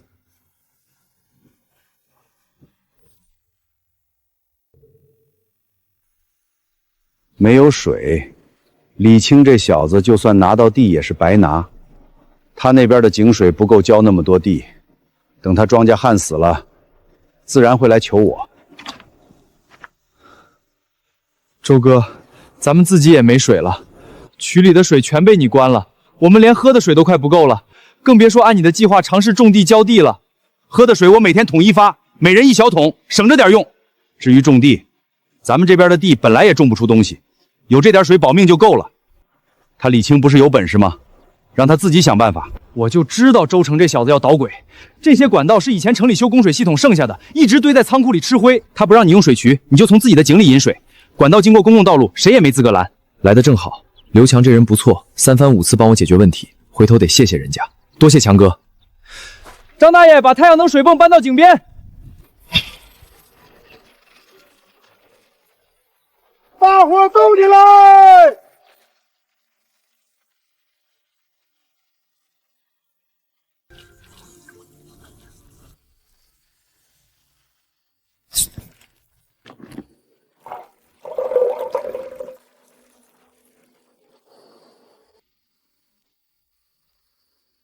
水渠被关了，周成以为这样就能卡住我的脖子，他大概忘了，我这口井从一开始就不靠他的水渠，再加上灵泉水，他的水闸关不关跟我没关系。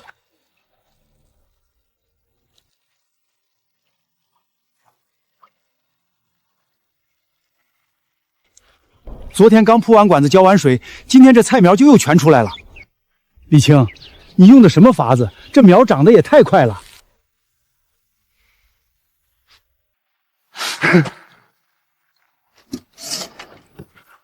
把门锁上。地你能种，水你能饮，农具呢？没有铁做锄头和妥销，我看你拿什么开剩下的荒地？这废铁厂归我管，从今天起，一块妥片也别想从这里拿走。没有铁做农具，我看他拿什么开剩下的荒地？5袋粮食换1把锄头，你换得起就拿粮来。拿这个翻地，挖1天也翻不出1垄来。没有铁打的家伙，这地怎么种？李青啊，这是城管队淘汰下来的废铁，留着也是占地方。你拿去重新打一打，兴许能打出几把锄头呢。周成这人就是这样，喜欢干些损人不利己的事儿。别理他。又麻烦你了，强哥。这些料虽然锈了点，但回路冲打完全够用。给我搭个炉子，明天就能出第1批锄头。张大爷，麻烦你带些人给赵师傅打下手。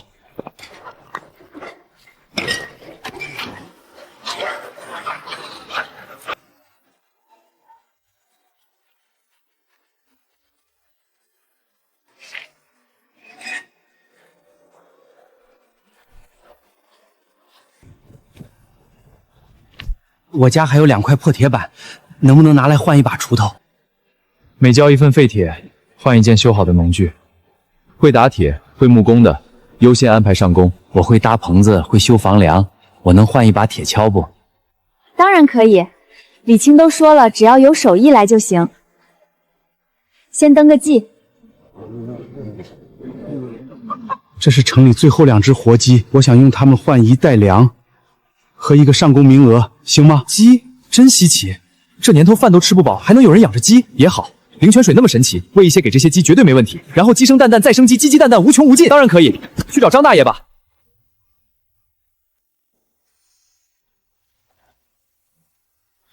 这鸡本来就饿得快不行了，能撑到现在已经不容易了。李青，你趁早把它杀了吧，放完血还能留1口肉。这只估计活不过今晚，另外那只也站不稳，2只都够呛。与其等他们自己死透，不如趁现在还有点肉赶紧处理了。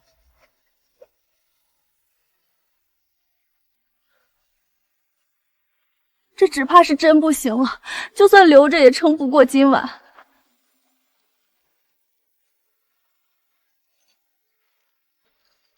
别急着动刀，先留一晚。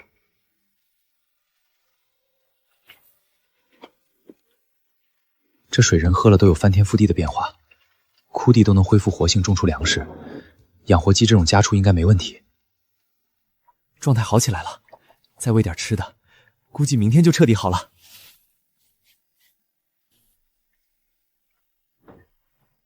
只要这2只鸡活了，以后就不用只靠田里的粮食和猎来的瘦肉了。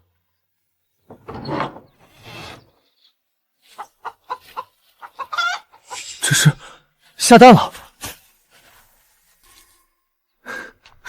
这蛋是他们刚下的，昨天晚上那只都快不行了，今天就下蛋了。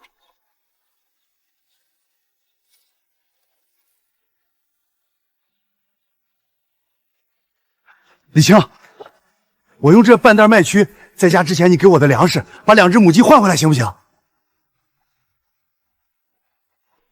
买卖已经做完，鸡现在归我。当初看鸡快不行了，拿来换粮食，现在看鸡被我治好了，又想换回去，哪有这么好的事情？当初鸡快死了，你拿来换粮，现在鸡被我们救活了，又想换回去，天底下哪有这么便宜的事儿？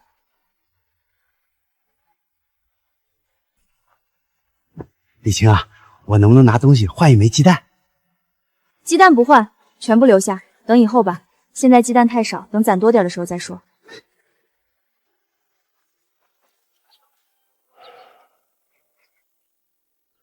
李青，这2只都是母鸡，下蛋没问题，但没有公鸡，这蛋孵不出小鸡。你想把鸡群养起来，光靠2只母鸡不行。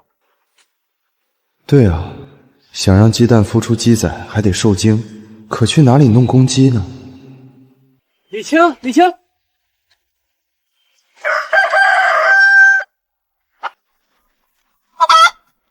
听说你那2只母鸡救活了，但是2只母的可没法孵小鸡。这是黑麦城最后一只公鸡，你想把鸡群养起来，就拿10袋粮食来换。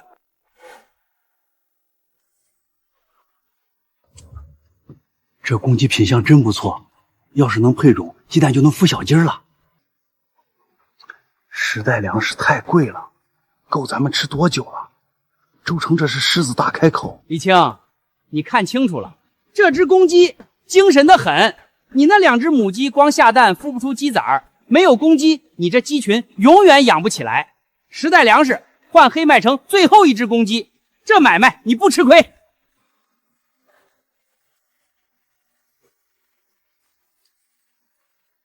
5袋粮食，公鸡你拿走。不要，你自己留着吧。和我耗，看你能耗到什么时候。1袋粮食，就1袋，你把鸡拿走，再拖下去，这鸡就真死了。小雨，拿1袋粮食来。哎，好。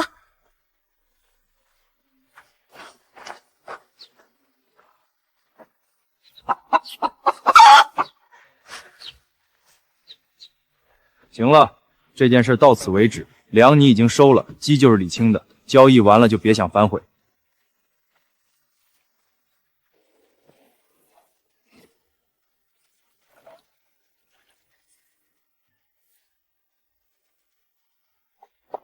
精神了，精神了，你真棒！这只公鸡品相不差，用灵泉水养上几天就能恢复。小鸡啊，小鸡，快来吧！孵出来了，你快看！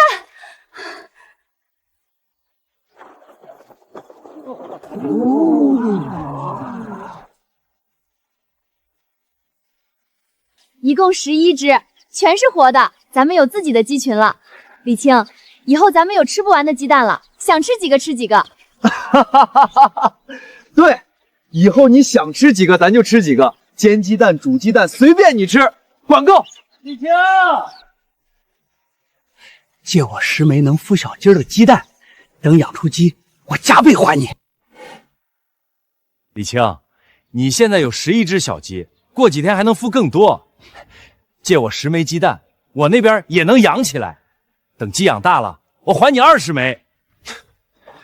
上次你说借粮还粮，转头就关了水闸。后来你说换鸡，拿着粮还想反悔。你的账我不筛，鸡和蛋都不借。你把那2只母鸡下的蛋借我10枚，我拿回去孵小鸡。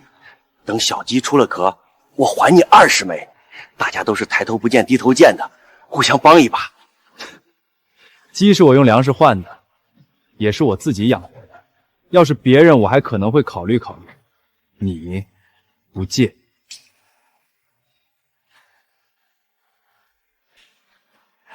刘所长，你看看他，我不过是想借几枚鸡蛋孵小鸡，他连这点忙都不肯帮，这种人是不是太自私了？周成，鸡是李青用粮食换来的，也是他自己养活的，借不借鸡蛋由他说了算。你要是真有心养鸡，之前那只公鸡就不该开10袋粮的价。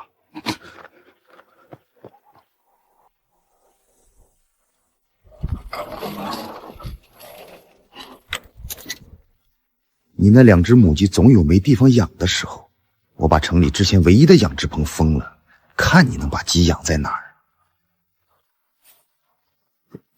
李青啊，周成那个王八蛋把城里唯一的养殖棚封了，要是天再冷点，你这鸡可咋办？没事儿，不就是养殖棚吗？我有办法。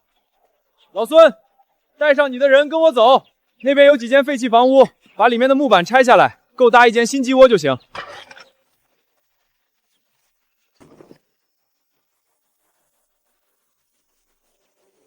李青，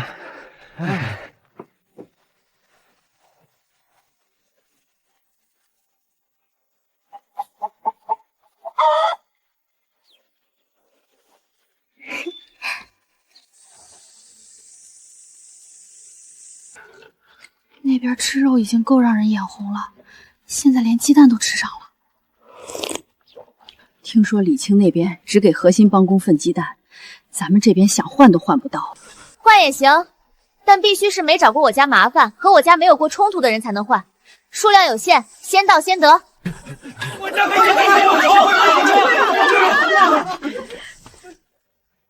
目前鸡蛋产量还不够多，优先保证自己人的供应，等多出来的蛋够多了，再考虑放宽兑换。李青，这2只母鸡每天要吃不少麦麸和碎菜叶，食量是下蛋之前的好几倍。以后小鸡出了壳越来越多，光喂它们就得吃掉不少粮食，再喂下去，人吃的粮也要不够了。啧，小鸡挺能吃啊！这年头拿粮食养鸡，你可真够大方的。你这点存粮，人吃都不够，还养着几10张嘴，我看你能撑几天？等这批鸡把你的粮库吃空了，有你后悔的时候。我的粮仓空没空不用你操心，你有这闲工夫，不如回去想想怎么把你们那边的人喂饱。这的确是个问题，不过当初从老虎洞里收获的那箱种子，好像有一袋草料种子。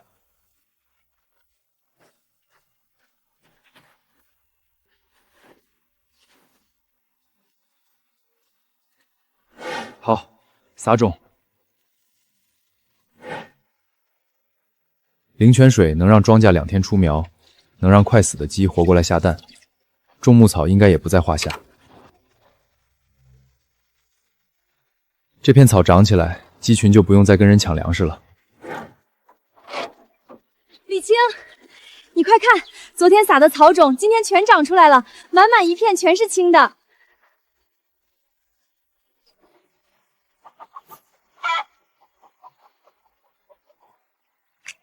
这些鸡吃了青草之后，精神头比光喂麦坟的时候还好，而且不用再匀主粮给它们了。咱们自己碗里的粥反倒比之前稠了。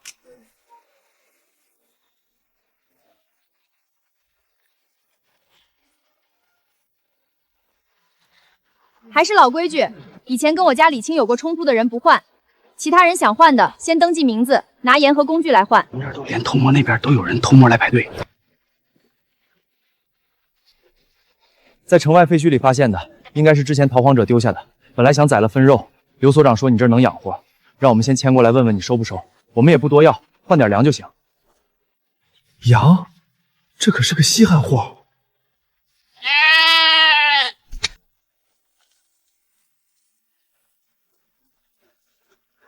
这只羊不是饿倒的，它要生了，羊羔卡在里面出不来。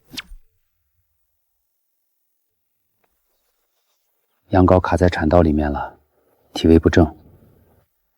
这种瘦的皮包骨的母羊本来就没力气生，再拖下去，大羊小羊都保不住。我们牵回来的时候它就已经这样了，想着换点粮食赶紧脱手。你要是嫌麻烦，这羊我们不换了，牵回去宰了还能分几斤肉。李青，这羊你看也看了，难产的母羊救不活的，别浪费你的粮食。 5袋粮食，羊留下可以吗？真要换，这羊能不能活过今晚都难说。你拿5袋粮换只快死的羊，不划算吧？没事儿，你们换不换？换了。不过我先说好，羊出了事儿可别怪我们。拿5袋粮食换只快死的羊，李青，你这次可真是做了笔好买卖。你那2只母鸡是运气好才活下来的，这回我看你还能怎么救？张大爷，把母羊抬进羊圈里，铺了干草的角落。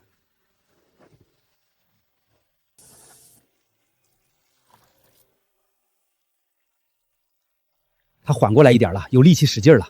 接下来得看羊羔能不能转过来。慢点，慢点。李青，生出来了，2只，1只公的，1只母的，全是活的。真活了！刚才都站不起来了，这下怎么又缓过来了？李青，我们把粮食退给你，羊我们牵回去行不行？ 换都换了，哪有反悔的道理？你们牵回去也是宰了分肉，不如留在我这养着。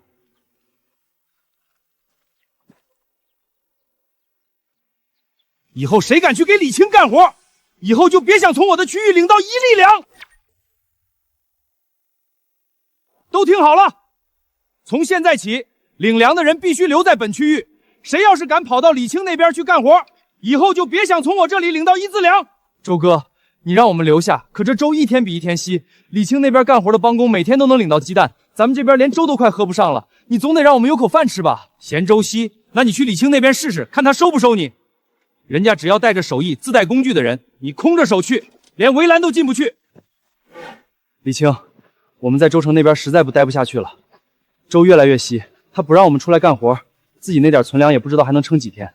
我们这些人都会种地，有的以前还养过牲畜，我们自带工具，只要你肯收，让我们干什么都行。会养牲畜的站出来。我以前养过羊，羊羔接生、配种、剪毛都会。我会养鸡，鸡瘟怎么防，鸡舍怎么搭，我都懂。10个人，自带工具，有手艺。先登记名字，今天开始上工。行，听你的。你们刚来，先跟着张大爷干几天，翻土、修围栏、割茂草，听安排就行。晚上收工前把工具交回来，明天凭牌子再领。刘所长，他把我的人全挖走了。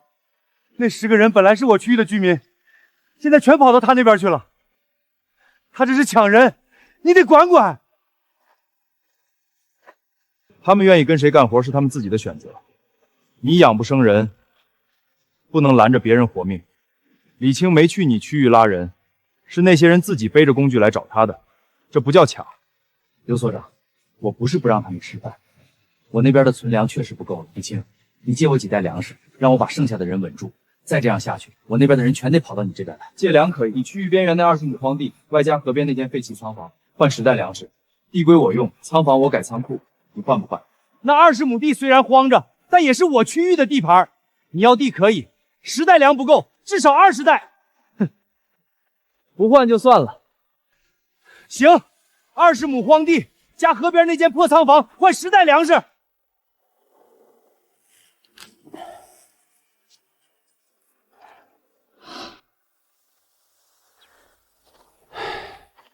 这片地早就被种废了，没有肥料，种什么都活不了。10袋粮食换20亩废地，还搭上一间破仓房。李青啊，李青，你也有看走眼的时候。这地早就被上一把庄稼榨干了，种什么都活不了。你那10袋粮算是白扔了。这批苗能撑过3天，就算你本事大。这地真是废的，就连这种1、2天就出苗的种子也黄成这样。咱们刚来投靠李青，第一茬庄稼就种砸了，以后还怎么待下去？哎，这地种不东西，咱们留在这儿也是白吃人家的粮，早晚也得被赶走。看来得用灵泉的水多浇浇地，增加点土壤活性，先稳住这些帮工。别急着下结论，这地只是缺肥料，不是种不了东西。把鸡舍和羊圈里的粪便清出来，跟碎秸秆混在一起，全部翻进地里。这地缺的不是水，是养分。粪便和秸秆能补上体力，再加上灵泉水催一把，应该能缓过来。周成以为换了块废地给我，等他明天再看，肯定傻眼。活了！你昨天让人翻完肥料，浇完水，今天一早我过去看，满地都是绿的，那20亩地全都活了，比咱们就2天的苗长得还壮，颜色还深。昨天还全是黄苗，今天就全绿了。你用的什么法子，连废地都能救回来？周成要是看到这片地，肯定后悔的肠子都青了。让老农带人去追一次肥，把剩下的鸡粪、羊粪全部翻进去。这批苗底子好，追完肥还能再长一节。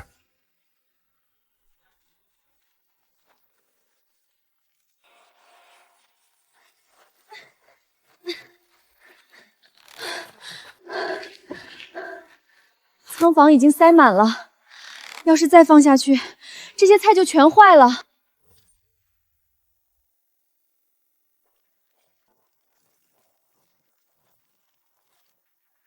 又收回这么多，仓房已经塞不下了。要不把多出来的便宜换给外面那些人吧，反正咱们自己也吃不完。是啊，与其堆在仓房里烂掉，不如换点盐和工具回来。不能换，这个口子一开以后，不知道惹出什么麻烦。不换，吃不完的做成菜干存起来。谁知道下一茬收成怎么样？现在把多余的新鲜菜全散出去，等到了荒年，别人啃草根的时候，你拿什么填肚子？老孙头，你带木匠组在空地上搭几个晾晒架。哎，自己去。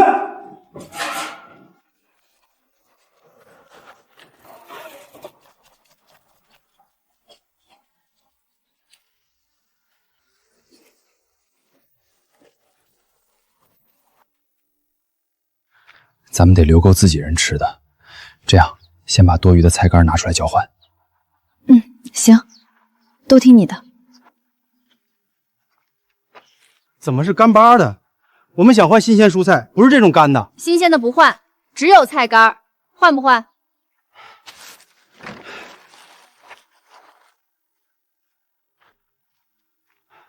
李青，这位是北区的负责人高远，他们那边已经彻底断粮了，今天来找你想借粮。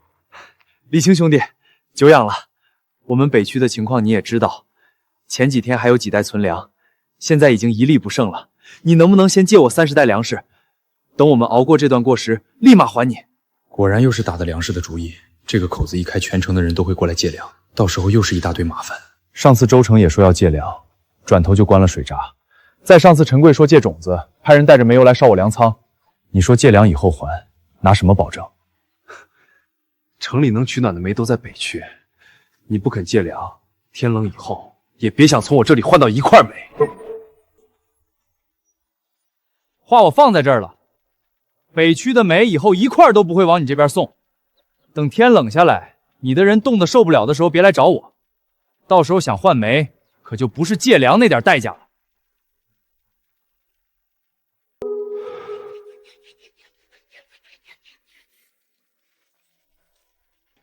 这天说变就变，昨晚盖了2层破布，都冻得直哆嗦。咱们这边没有煤，柴火也不够烧几天的，再冷下去晚上没法睡了。高原把煤全卡住了，他那边人能烤火，咱们只能硬熬。想用煤卡我，活人还能让尿憋死。没煤就不过冬了，秸秆、干草、碎菜叶、锯末，哪样不能烧？老孙，你之前打家具剩下的锯末还有多少？好几袋呢，正愁没地方放。老孙，你把秸秆切碎。小雨，你去带人把晒干的茂草和菜叶收拢过来。老赵，去铲来几锹晒干的羊粪和鸡粪，所有材料堆在空地上，混在一起。再用废木板钉了几个方框模子，把混合好的碎料填进模子里，用木锤夯实，脱模后一块块码在晾晒架上。好嘞，我这就去。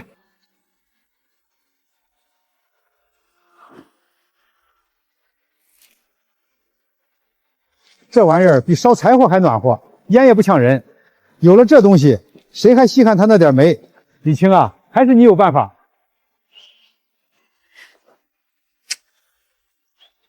李青，你真棒！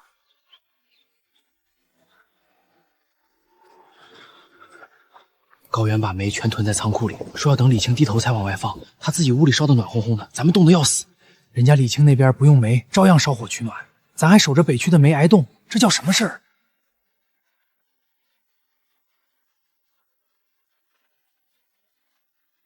你们烧的什么东西？要你管，你不用拿煤卡我。黑麦城能烧的东西多的是，你的煤留着自己烤吧。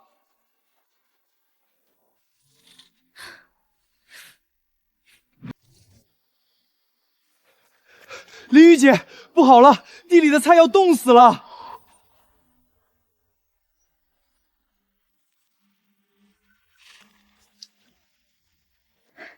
昨晚那场霜这么重，他这批菜肯定冻烂了。咱们那边的地冻得跟石头一样，他这边也不可能撑住。前几天他还用秸秆烧火取暖，现在连菜都要冻没了。等高远那边的煤运不过来，看他还能硬气多久。叶片都冻软了，今晚要是再来一场霜，这批菜就真毁了。咱们好不容易种出来的菜，不能就这么冻死。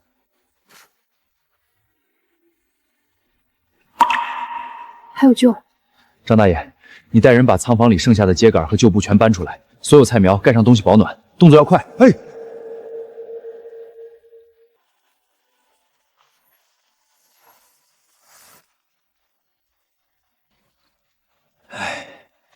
又到了你出马的时候了啊，灵泉井水。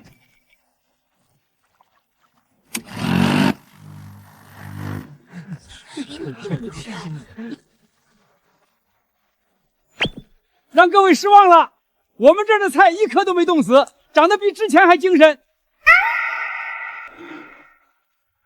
老孙，带人搭几个挡风棚的骨架。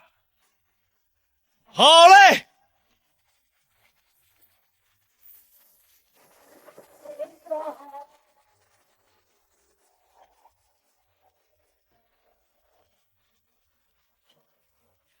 这棚子里比外面暖和多了，冬天也能种菜，可不是嘛？咱们跟着淋雨，连冬天都有新鲜菜吃。好嘞，老北，来。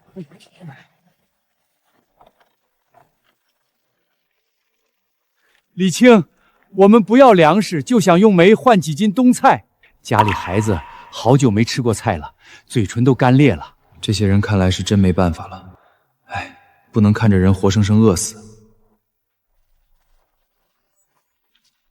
北区的煤，谁也不许拿来跟李青交易。高原，这些煤不是北区的库存，是我们矿上欠了3个月的工钱，不发粮也不发盐，就拿这些煤抵我们的工钱。现在我们拿自己的工钱换几斤菜，你凭什么拦我们？只要是北区出来的煤，就归北区管。我说不准换，就是不准换。你们的工钱，你们自己说了算。谁要拦着别人用自己工钱换东西，走到哪儿都说不过去。小雨，去叫刘所长来一趟。好，我马上去。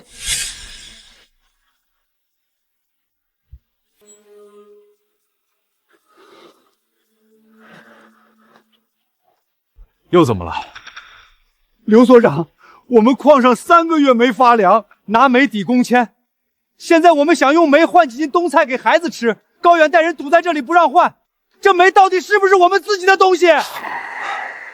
你到底想干什么？矿区每个月该上交的份额交完没有？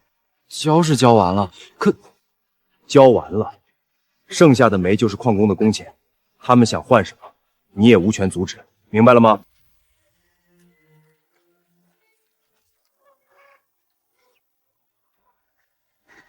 菜干和冬菜都在这里，你们拿回去给孩子煮汤喝。这东西可珍贵，省着点儿。谢谢，谢谢，谢谢。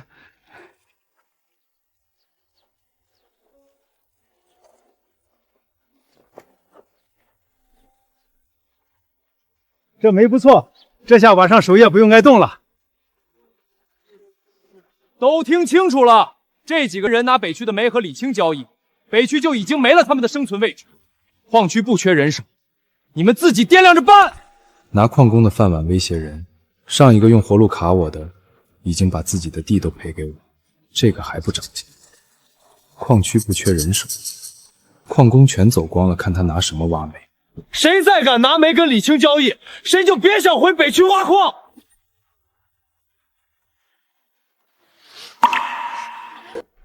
李青，我们被高原从矿区赶出来了，他说北区不要我们了。我们这些人除了挖煤什么都不会，你能不能让我们留下来干点活，不要多好的待遇，给口热粥就行。你是当家的，你来决定。愿意留下就按帮工的规矩来，修棚、运煤、翻地、拌料，干多少活领多少粮。哎，我们这就干！这里松了，拿钳子来。抡锤子，打石。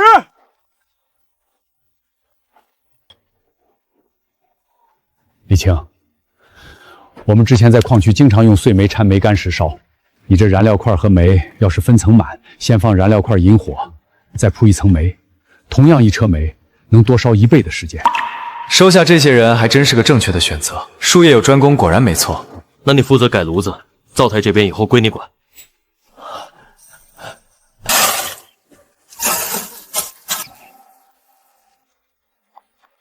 这样烧一车煤顶过去2车，以后过冬的燃料更省了。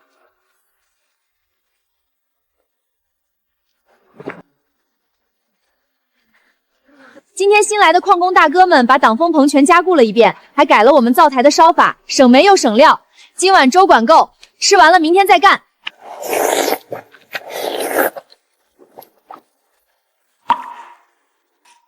高哥，矿上能下井的人不够，产量比前2天跌了40%，再这样下去，别说出矿了，连库存都撑不了几天。完了他们了！这些矿工是北区登记在册的人，归我管。他们今天必须跟我回去。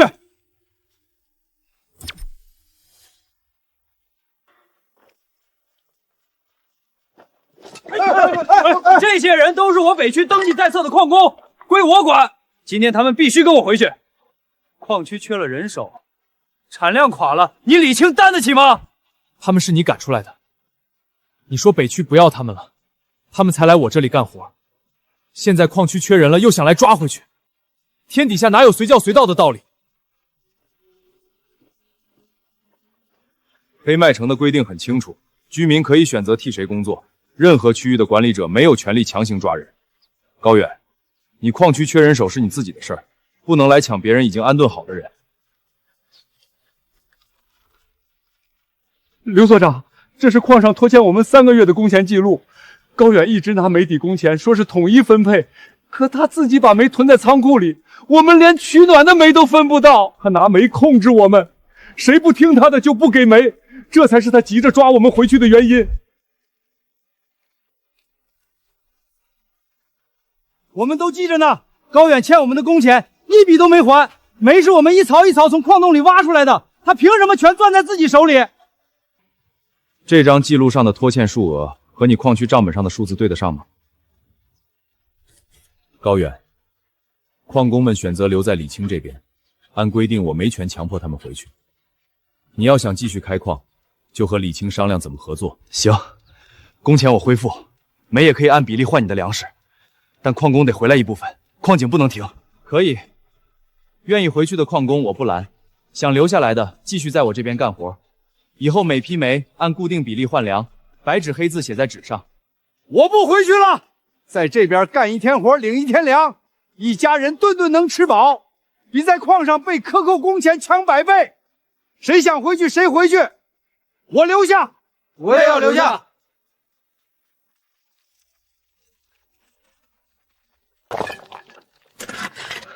李青，今天挖煤的时候，我们在矿洞最深处挖出了一扇末日前留下的铁门，门后面好像有机器还在运转。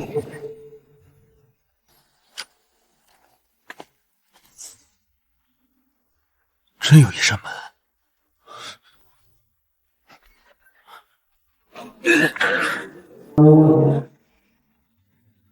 这是末日前建的矿井通风系统，本来打算给整个矿区供暖用的，灾变之后就再没人提过了。这些设备放了这么多年，风机还能转，管子也没渗透。这些东西在矿区发现的，就该归北区。我要把这些管子和铁架全搬走，一根都不留。废弃设备归属权看谁负责修复和使用。这套通风系统是全城公共设施的一部分，谁能让它重新运转，谁就有使用权。你要搬走可以，但你得先证明你能让它发挥作用，否则就是浪费公共资源。矿区恢复矿工工钱，我用粮食支付。作为交换，这些通风管和铁架分我一部分。我把地下热风引到我那边的挡风棚，冬菜就能扛过寒潮。剩下的材料归你。矿上现在人手不够，靠我自己修复这套系统，不知道要拖到什么时候。行，材料1人1半，矿工工钱你说到做到。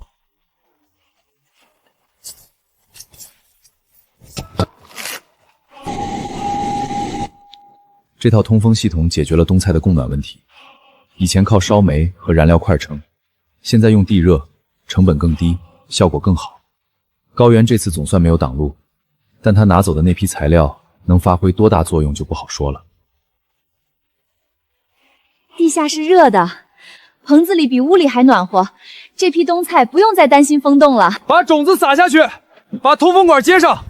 我就不信北区的地种不出东西来。李青能种，我一样能种。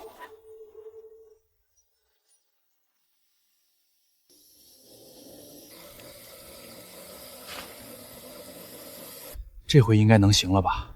棚子搭的跟李青那边一模一样，通风管也是从矿洞里拉出来的，温度也上来了，种子总该发芽了。高哥说了，李青能种出来他就能种出来，咱们北区的地又不比那边差，凭什么只有他那边能长庄稼？都看好了，棚子、通风管、种子全齐了。明天一早，这些地就能冒出苗来。李青能做到的事儿，我高远一样能做到。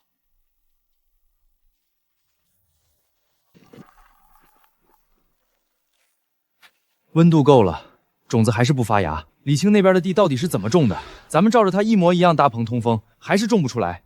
这都第2回了，上回没棚子种不出，还能说是地太冷。现在棚子里跟春天一样，还是不行。我看不是棚子的问题，是咱们北区的地根本就不行。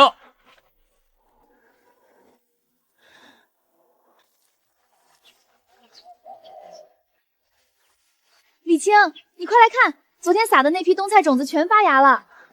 这批苗出的比上批还齐，通风杆保持现在的温度，滴灌也别停。照这个速度，再过一阵就能收第1波冬菜。咱们棚子里的菜一茬接一茬的出，北区那边听说也搭了棚子，不知道种出来没有。当初矿工们投靠李青的时候，我就该跟着去。现在人家棚子里绿油油的一片，咱们这边连根草都不长。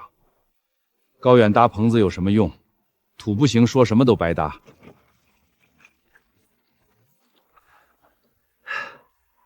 谁过来帮我种地，这些煤就归谁。你们几个以前是北区最好的矿工，在我这干了这么多年，现在李青给你们多少？我出3倍。这些煤今天就堆在这儿，谁过来帮我种地，煤当场拉走，我高远说话算话。这群人肯定看见李青是怎么种粮食的了，只要把他们先哄回来，套出种粮食的方法。哼！高远，你以前给我们开的工钱呢？欠了3个月的煤，说抵就抵。你拿煤控制我们，谁不听话就断谁的煤。现在你说出3倍工钱，我们信不过你。我在北区挖了2年煤，你从来没让我家里人吃过1顿饱饭。到李青这边干活的头1天，我老婆孩子就喝上了热粥，还分到了半颗鸡蛋。你拿煤来换我们回去，我们不换。你们想清楚了，矿区是老本行，在李青这边修棚挖沟能有几天活见？他不缺人手的时候还能养着你们吗？李青不缺人的时候也没赶走过谁，你矿上不缺人的时候把我们的工钱全扣下了，这就是区别。李青，我们也是北区的矿工。高原说谁过来帮他种地就给煤，我们不去。我们想留在你这边干活，按你的规矩来，修棚、挖沟、翻地都行，来者不拒。只要有一技之长，肯卖力气，我就绝对给你们留口饭吃。林宇，给他们登记。今天下午先跟着老矿工加固挡风棚，干完活晚上统一发饭。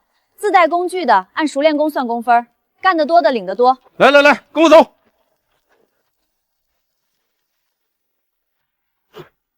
煤车退回去吧，你那连地都种不出来，谁稀罕你那点煤？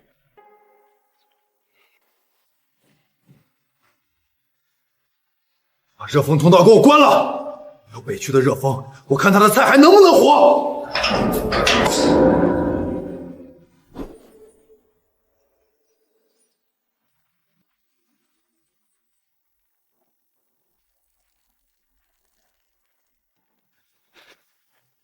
热风断了，管道口一点热气都没有，肯定是矿洞那边有人关了总阀门。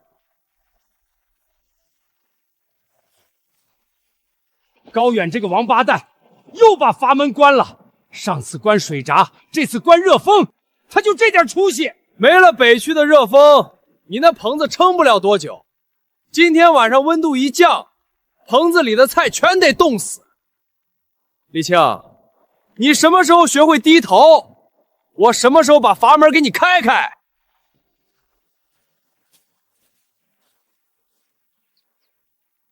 把仓库里的秸秆燃料块搬出来，每个棚子加一个煤炉，太阳能风机接上，不用热风，我们自己供暖。哎，明白。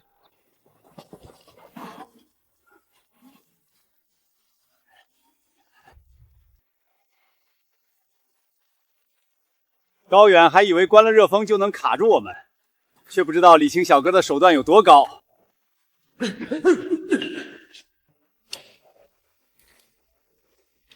把阀门打开。矿井通风系统关系到所有下井矿工的安全，你关了总阀门，矿洞里一旦出问题，下面的人全得死。你没权拿矿井的命脉去报复别人。我关自己矿区的阀门，跟你没关系。矿工登记在案的有一半还在北区，你关了通风，他们出了事，你这条命够赔吗？现在打开。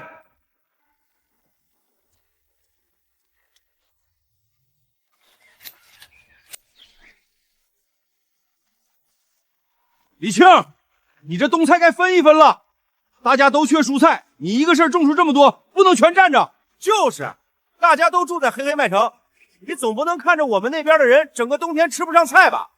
这批冬菜大家平分，对你来说不亏。李青，这批冬菜你不能全占着，大家都缺粮食蔬菜，你一个事儿种出这么多，总不能看着全城的人冬天啃草根吧？按街区平分，一家一份，公平合理。这回不是我一个人说了，大家一致要求你平分冬菜，你总不能连大家的面子都不给吧？土地是我的人翻的，棚是我的人搭的，粮食也是我的人拿命守住的。暴雨那天你们没人帮我搬粮，霜冻那天你们没人帮我盖苗，现在冬菜熟了，你们倒想起来平分了？想要冬菜可以拿物资换，或者派人来干活，按工分领粮，白拿，做梦。李青，你这就太不顾全大局了，你总得给大家一个交代。黑麦城只保护合法交易，没有强抢私人粮食的规定。李青的冬菜是他自己种出来的，想换想卖他自己说了算。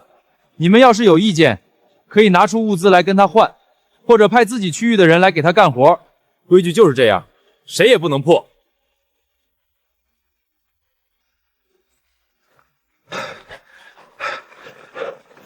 换就换，这批盐和塑料布，换你20筐冬菜。盐半筐换2筐菜，旧铁器20斤换1筐菜，大家排好队，一个个来。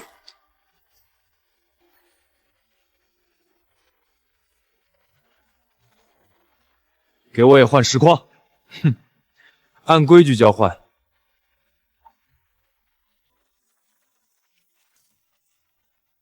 我们从更远的据点一路过来，没见过哪个城冬天还能种出新鲜蔬菜。你这棚子里的菜我们全要了，下一批粮食不管种多少，我们全包。作为条件，以后黑麦城所有的药品和机器，我们只卖给你一个人。你好，我叫杜成，这支商队的首领。我从中心城到边境跑了3年多，还没见过哪个据点冬天还能种出新鲜蔬菜。你好，李青，你说你想要我的菜，还是连以后的粮食也全包了？对，我打听过你们这边的情况了，你是个人才，以后我们商队带来的药品和机器只和你交易。怎么样？你只需把粮食全部卖给我。原来打的是这个主意，想用垄断的方式把我的粮全收走。这样一来，黑麦城的粮食全掌握在他手里，其他人想买药买机器，还得看他的脸色。真是不愧商人本色。粮食可以换，但你想靠我的粮控制整个黑麦城，不行。药品和机器，你爱卖给谁卖给谁，我只管种我的地，不掺和你们垄断的生意。还挺机灵，有点意思。不过年轻人太气盛，得敲打敲打。年轻人，你知道外面药品有多紧缺吗？一支退烧针能换半车粮食，一台抽水泵能换一个冬天不愁水。你要是不接这笔买卖，你的粮食我照买，但我的药和机器，以后跟黑麦城其他人怎么交易，你就管不着了。哼！把货收起来，不急着卸，咱们在这儿歇一晚，明天往下一个据点走。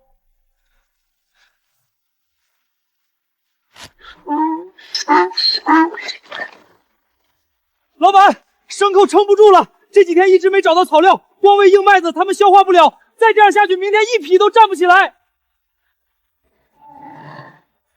把仓库里晒干的玉米秸秆搬几桶出来。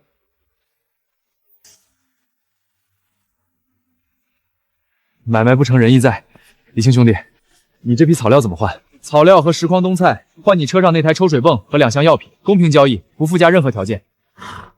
行，抽水泵和2箱药换草料加实筐冬菜。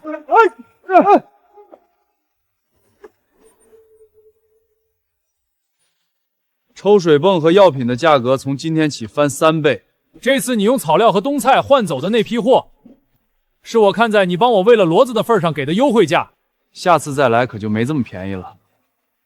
你迟早还得来找我。翻3倍是你的事儿，买不买是我的事儿。我这边能用秸秆和废铁解决的问题，用不着花3倍价钱找你。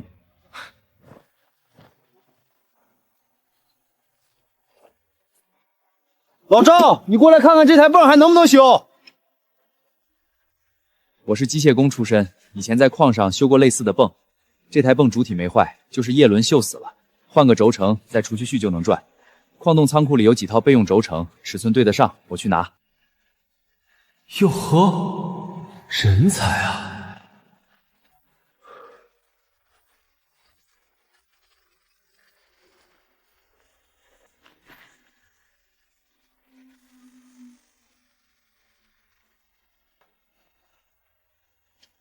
又长出来了，这帮人还等着看咱们的笑话，结果咱家的地越种越多。李青，你这法子真是绝了！老板，出不去了。昨晚上那场大雪把出城的路全堵死了，山口那边的雪积了有半人深，车队根本过不去。咱们车上剩下的草料和吃的，最多还能撑1天。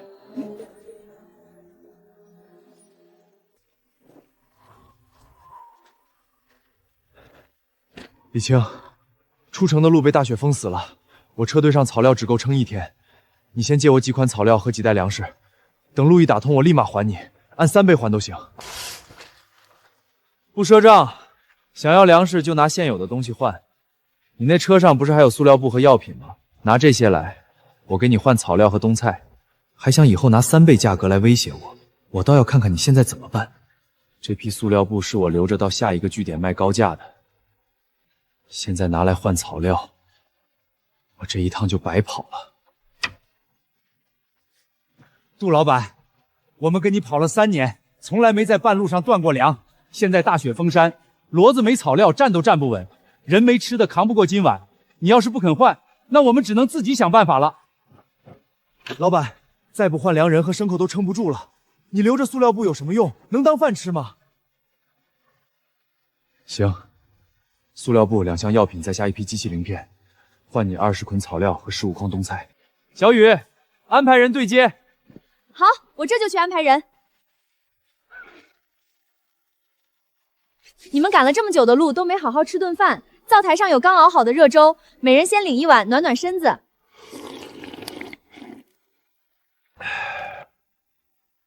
这粥里还有菜叶子，我们跑了几个点都没见过冬天能吃上新鲜菜的。这一趟虽然赔了塑料布，但这口热饭值了。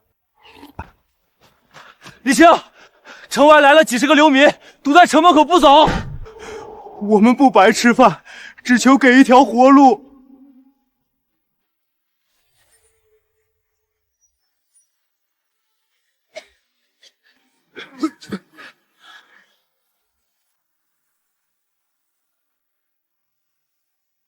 不能开门！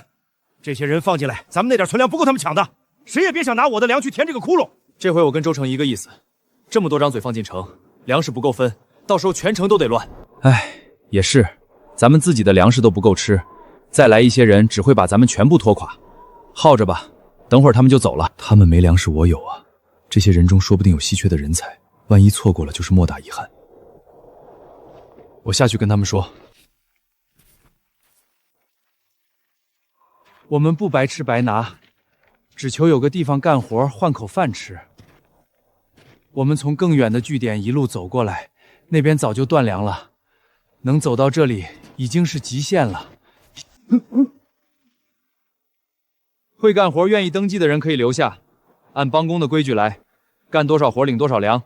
想白拿粮食的现在就离开，敢趁乱抢东西的，他们几个就是例子。都听清楚了吧？我们是来求活路的，不是来抢东西的。有手艺的自己站出来，别藏着；有跟那几个混楼一样想法的自己滚，别逼我赶。我以前是药房的药剂师，会配药，会处理外伤。你们这里缺医生吗？我什么都不要，只求给孩子一口热粥。我是铁匠，打铁修农具都会。我不要工钱，让我老婆孩子吃饱就行。我是机械工，以前修过水泵和发电机。林宇，出来登记。老张，带人搬几筐冬菜和2袋粮食出来。今天先给这些登记过的人发一顿热饭，剩下的按工分安排。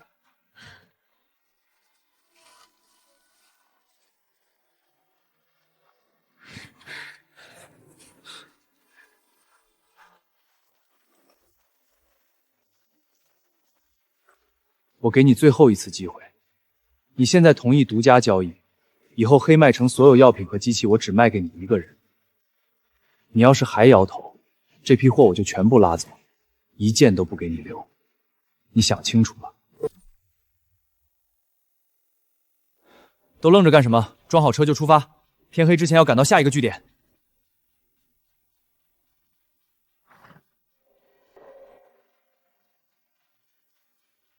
杜老板，我不走了。我们跟着你跑了3个据点，每到一个地方都是高价卖货，低价收粮，吃的是发霉的干饼。到了李青这里，人家二话不说，先给我们一人1碗热粥，粥里还有菜叶子。我赶了大半辈子车，没见过第2个肯这样对待过路商队的人。你要把货拉走，你自己走，我不走了。我也不走。你那些药品和机器卖给谁都是卖。卖给李青还能换冬菜和热饭，你非要拉走。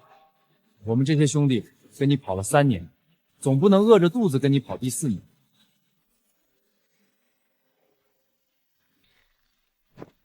你的人既然都不想走了，那我再说一遍我的条件：药品、机器、燃油都可以拿来换粮食，按固定比例交易，公平公开。黑麦城任何人想要换你的货，拿自己的粮食来换，我不拦着。但你想靠我的粮食独占全城的药品和机器，不行。杜老板，这个条件对你不亏，你手里的货照样能换粮食，还不用再拉着车队满世界跑。冬天路不好走，有个稳定的交易点比什么都强。你想想，我们上一趟差点冻死在雪地里，是为了什么？行，按你说的条件来，但你得答应我，黑麦城只有你一个交易点，我不跟其他区域的人单独谈。成交。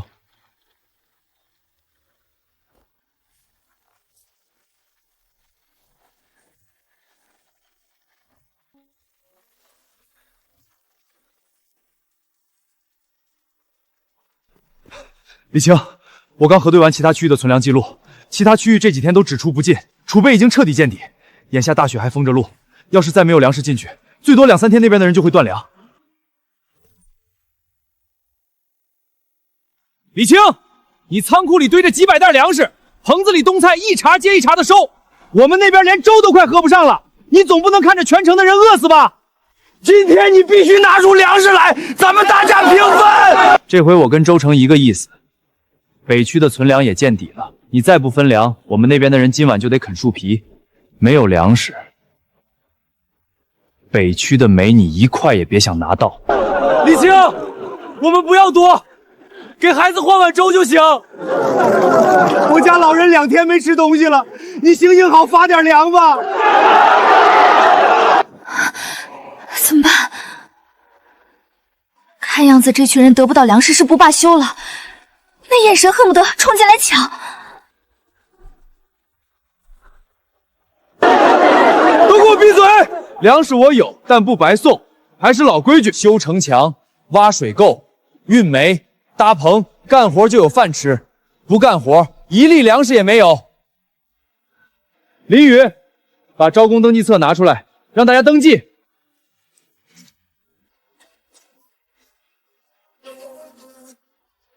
愿意干活的来这边登记名字。今天上午修城墙，下午挖排水沟，干完活晚上统一发粮。都别动，你们去给他干活。我那边的地谁来种？他是趁机抢你们的人。今天你们去给他修城墙，明天就得全听他的。就是，我们自己的活还没干完，凭什么给他出力？你这不是招工，你是拿粮食当诱饵，挖我们墙角。大家都别去。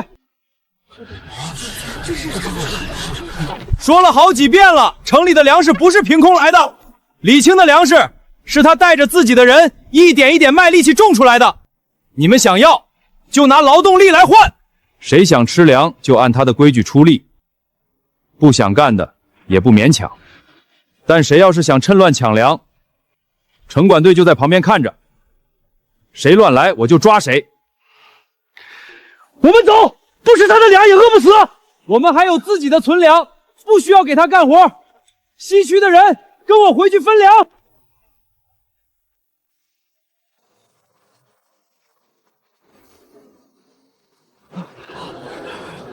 孙哥把压箱底的存粮全拿出来了，这下咱们不用去李青那边干活了，还是跟着孙哥踏实，自己人总不会亏待自己人。都排好队，每人一碗粥。今天敞开了吃，只要大家留下来，以后咱们西区自己种粮自己吃，用不着看别人的脸色。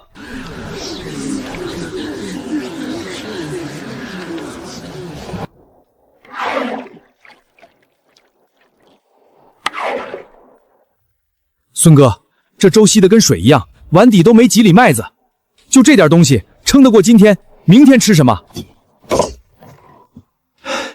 仓库里就剩这些了，今天先全分给大家。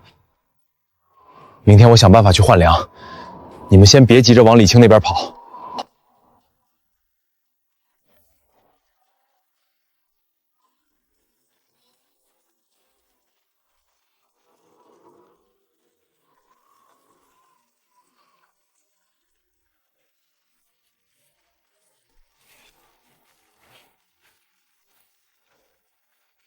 小雨，看，回来了。去安排人做个登记吧。还是你厉害，我这就去。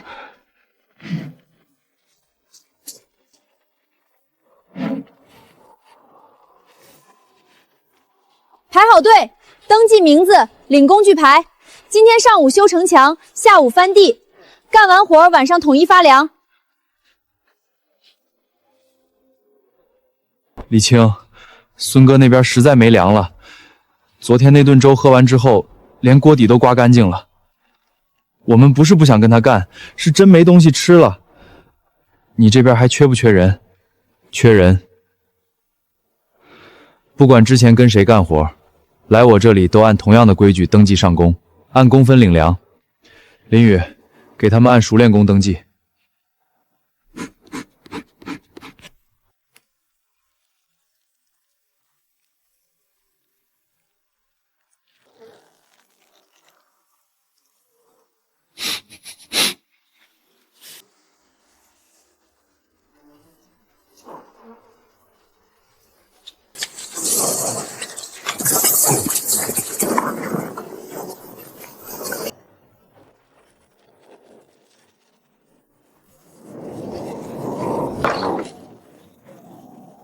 李玉姐，不好了！好几座棚子的塑料布全被风掀开了，菜苗全露在外面，再不盖回去，这批菜就冻死了。老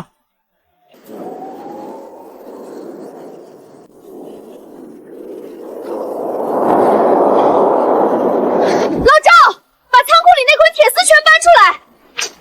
张大爷，你带人把秸秆和旧布抱到棚子那边去，动作快！老赵，你带矿工把所有棚架的连接处用铁丝重新加固，每根横梁和立柱的交叉点绕3圈。老孙，你带木匠组把被风掀开的骨架扶正，断裂的木桩立刻换新的。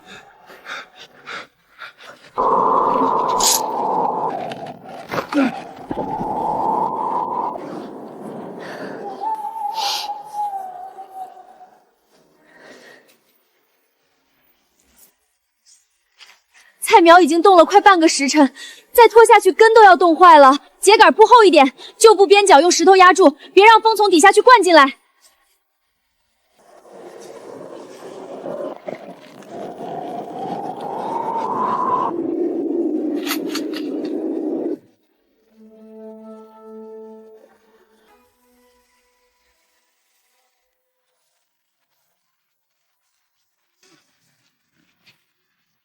昨晚守夜和抢修棚子的先领，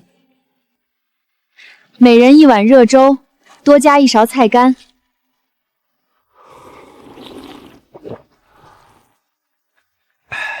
干一晚上活，天还没亮，热粥就端到手里了。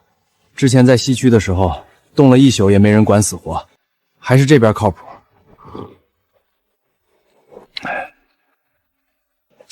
听说李青手底下分了工，木匠管棚子，铁匠管工具，矿工管煤，各干各的，谁也不耽误。咱刚来就被边境抢修队，干完活立马有饭吃，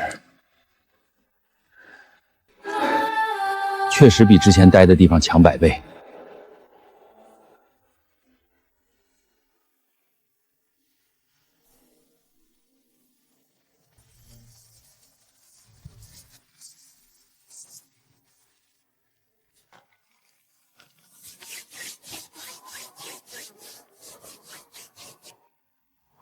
李青，西区也想派人参加劳动。你说怎么干我们就怎么干，只要能换粮，什么脏活累活都行。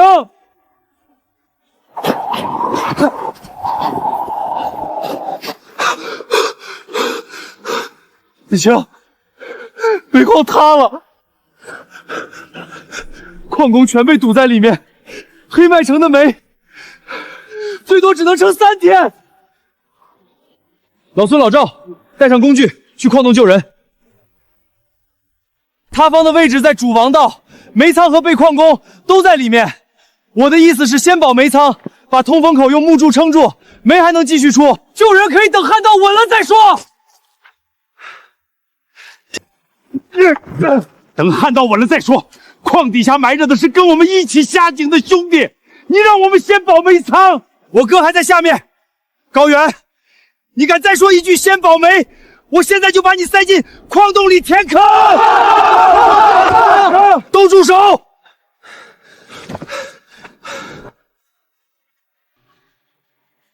人没了，剩下的煤烧完以后谁继续挖？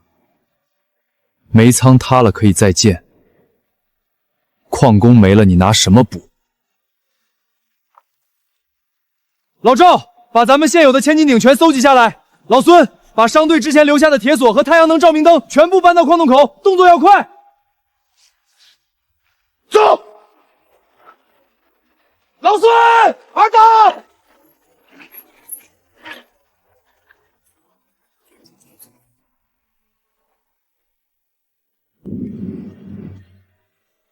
里面有敲击声，人还活着，就在碎石堆后面。把千斤顶架在那几块石头下面，所有人听口令，轮流加压。老孙，用铁锁套住上面的碎石，等下面顶起来，立马往外拽。1、2、3。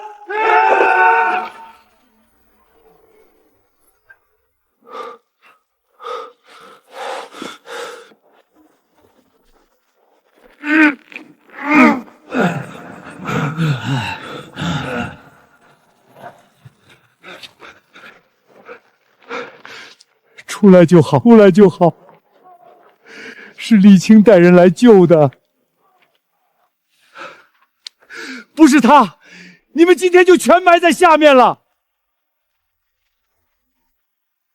以后矿区的工分怎么定，挖出来的煤怎么分，我们只认李青的规矩，谁定的都不好使，我们就认他。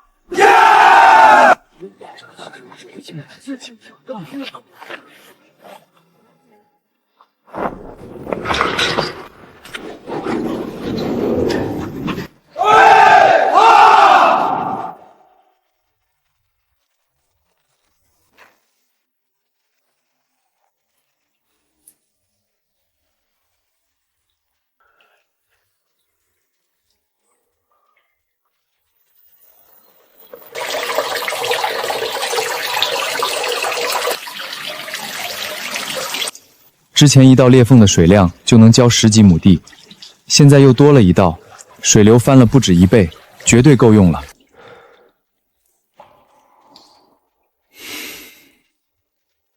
有了这些水，就不只是种地那么简单了。黑麦城的规矩也该换人定定了。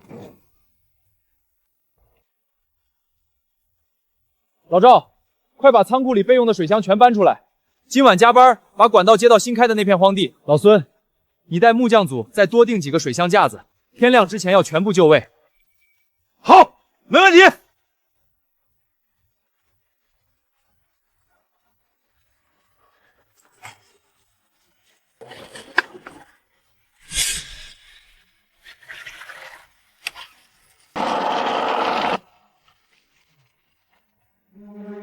昨天还是冻土，一夜之间全发芽了。我在这片地上折腾了好几个月，连根草都没种出来过。李青到底是用了什么法术？矿工们说的对，谁定的规矩都不如地里装出来的庄稼实在。我没什么好说的了。以后咱黑麦城的种植、煤炭分配和物资交换，自今天起全部由李青统一安排。李青啊，我没看错人，登记册我已经让人重新整理好了，以后全程按你的工分制度来。谢谢刘哥的信任，谢谢大家的信任，请大家放心，我李青办事绝对不含糊。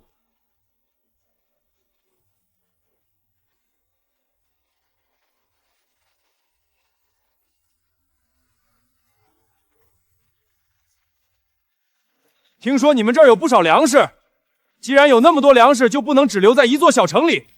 我是荒原堡的少峰，让我进去，咱们谈谈粮食分配的事儿。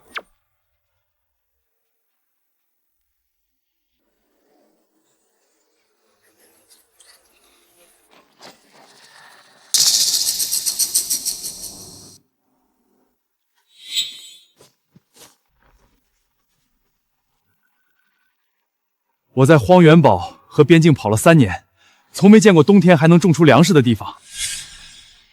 我今天来和你谈笔买卖，武器、燃油、铁甲车，你要多少我给多少，条件是拿你1半收成来换。你跟我合作，边境没哪个据点敢动你。粮食可以换，但得按固定比例交易。荒原堡想要菜干和麦子，拿武器和燃油来，价格公道，同走无期。但要我交出1半收成，免谈。黑麦城的粮食是全城人一锹一锹种出来的，不是拿来进贡的。你可能没见过这种猎弩的威力，一箭能定穿2面钢杆。你那几个木拨子和围栏，在我眼里跟纸糊一样。我今天带着10几把弩站在这里，你跟我说价格公道？你试试！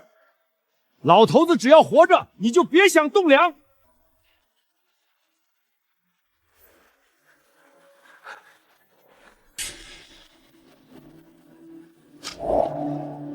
想吓唬人？你去外面打听打听，黑麦城几波野兽攻城是谁带人打退的？外面那些逃荒者从外面钻水沟进来是谁揪出去的？你想动李青，先问问我们这些人同不同意？晃动他方，他带人把我们兄弟从石头缝里一个一个拽出来的。你今天拿弩指着他的棚子，就是拿弩指着我老赵。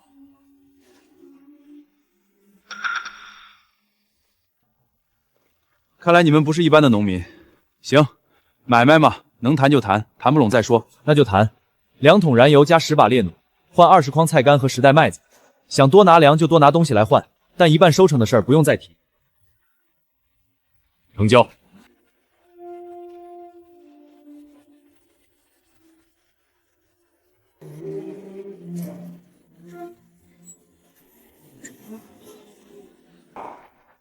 我有的是办法治你。不交粮，任何商队都别想进城。外面的路被封了，商队进不来，盐和药全断了。没有盐，肉腌不了，菜也存不住。再过几天，家里那点存货吃完，就得啃没滋没味的干粮了。听说是荒原堡的人堵的路，他们有铁甲车和猎弩，咱们这边的猎荒队那几杆老弩怎么跟人家打？路不通，东西进不来，城里存的那点盐撑不了多久。李青，外面的路被少峰堵了，盐和药品运不进来，我那边的人已经开始慌了。再这样下去，怕是压不住。你之前不是跟商队换了不少东西吗？能不能先一部分出来应急？把仓库门打开。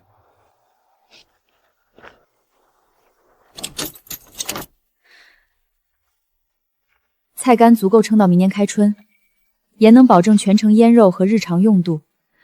药品虽然不宽裕，但处理外伤和寒情病没问题。燃油和种子也都有储备，盐和药品从来没有断过，之前换的都存下来了。林宇，按工分发放物资，先保证这几天干活的人。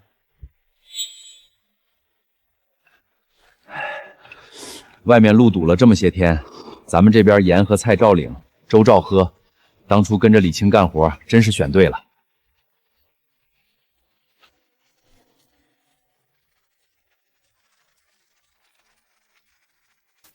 路堵了这么多天，他们不但没来求我，菜还越种越多。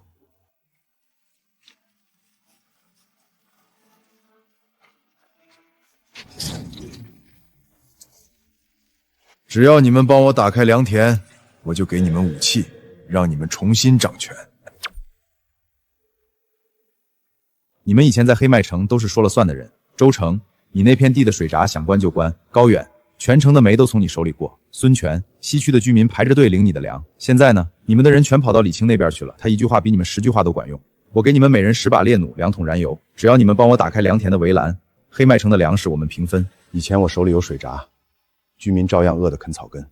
现在水闸归李青管，那片地反倒长出庄稼。猎弩是好东西，可我拿它对着自己城里的人，算什么本事？矿洞塌方的时候，李青带人救了我手下的矿工。你今天拿几把弩让我去开他的良田，我要是答应了，回去怎么跟那些矿工交代？他们现在见了我还叫我一声高哥，我不能让他们改口叫我高贼。以前我手里有粮的时候，居民照样饿得端着空碗站广场上骂我。现在李青管粮，他们顿顿能喝上热粥。你说给我武器让我重新掌权，我掌权图什么？图他们骂我骂得更狠。哼！既然你们不肯开良田，我就自己来。来了，都准备好！林宇打开围栏大门，老赵守住缺口。张大爷，你带人从侧面绕到铁甲车后面，把路堵死。靠！有埋伏！你这猎弩能钉穿钢板，我就把它废了。现在带人走，我就放你一马。我们黑麦城不惹事儿，但也不怕事儿。撤！暴雪马上就到，我等着他们自己出来求粮求火。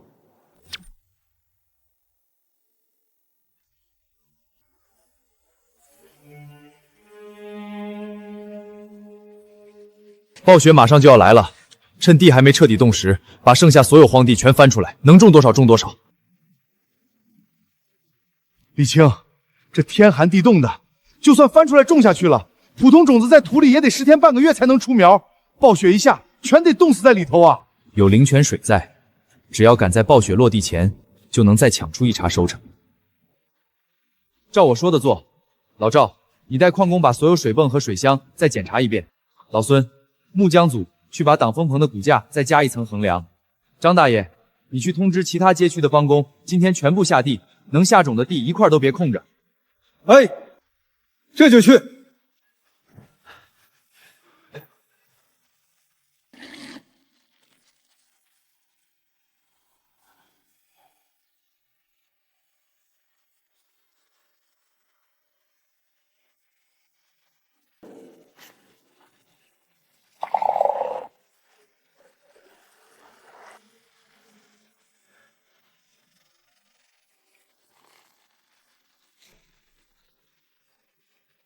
这样一来，就能利用灵泉的神奇，赶在暴雪之前再丰收一次。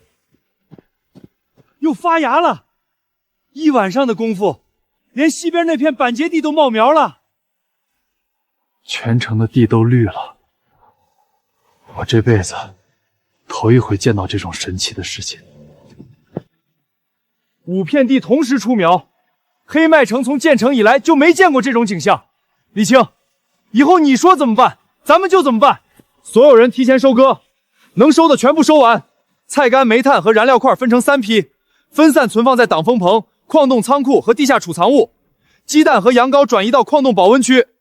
林宇，你负责登记每批物资的存放位置。交给我。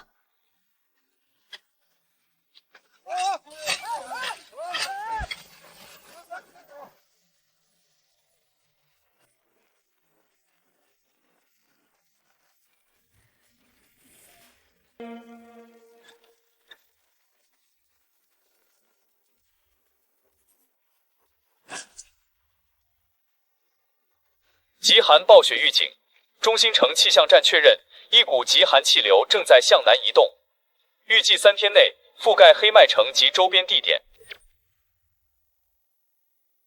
暴雪要来了，再不囤粮就得冻死饿死。李青，你快把仓库打开，多少卖我们一点，我拿工具换，什么都行，给我1袋麦子就行。都安静！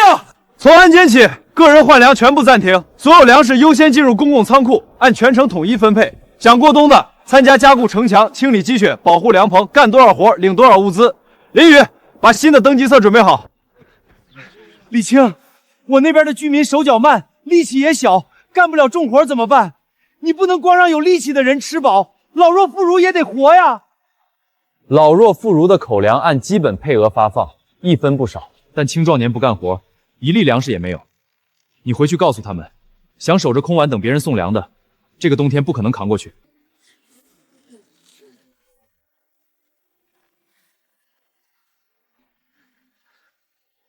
修城墙的去左边领工具牌，清理积雪的去右边。干完活凭牌子领粮，天黑前全部发放到位。我前2天没干活，现在还能登记吗？能登记，但之前参加过劳动的人先领，你今天登记，干完活排到最后领，规矩一直没变。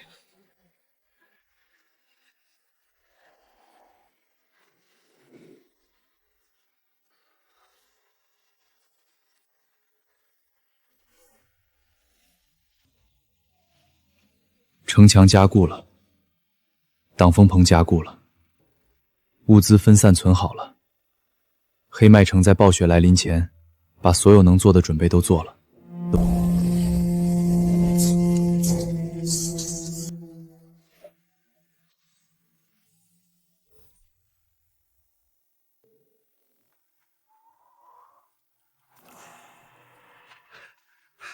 燃油机已经建好了。商队留下的那2台机器线路都检查过了，随时可以启动。打开地下热风通道，所有煤炉加满，秸秆燃料块备足，燃油机准备点火。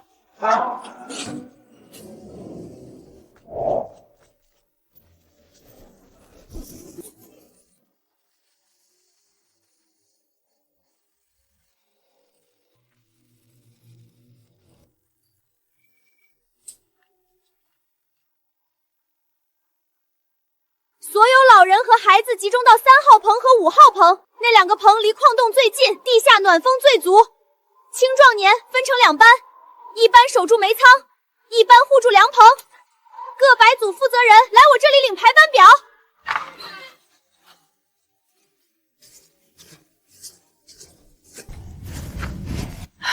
这雪下得这么大，咱们能撑过去吗？放心，李青小哥那边燃油机都启动了，棚子里暖和得很。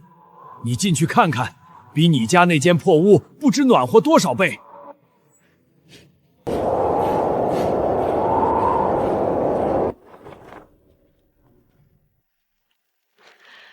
李青小哥，真是咱们的大救星啊！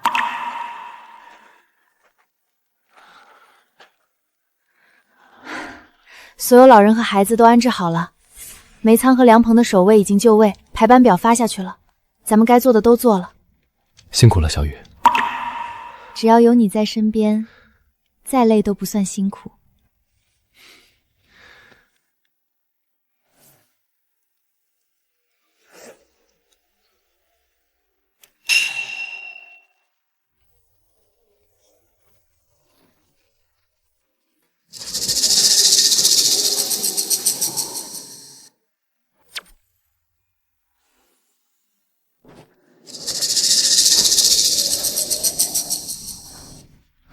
粮仓就在挡风棚后面，趁着城墙塌了，兄弟们给我冲进去！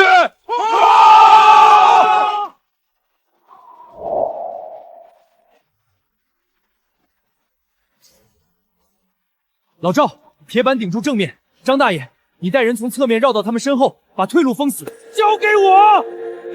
好嘞，看老头子我的！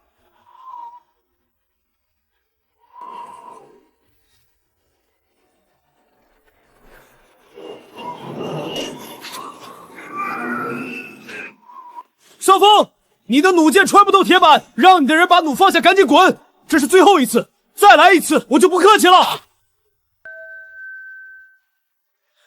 出！李青，我们来帮你。以前我们只知道站在旁边看你一个人扛，今天这城墙是全城人的城墙，不能让外人踩进来。看来时间真的能改变一些东西，就连曾经懦弱的居民们，现在也能勇敢地站出来。这座城的人心慢慢聚到一起了。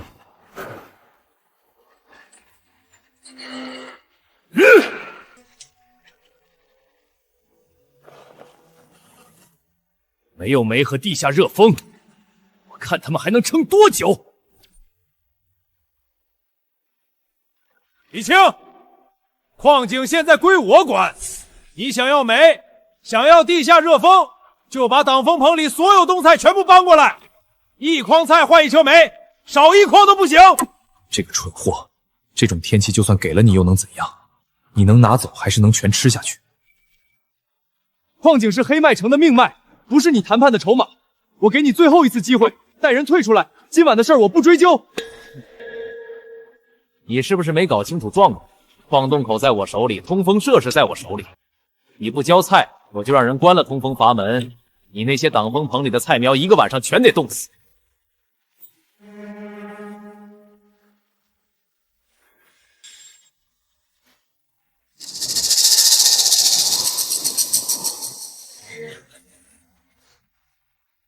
就是这儿，走。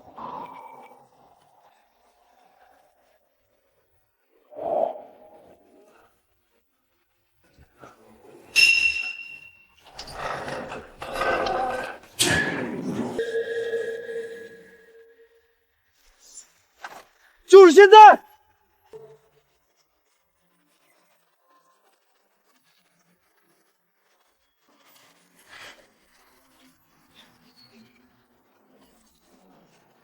前后都是我们的人，你的弩机还能瞄哪儿？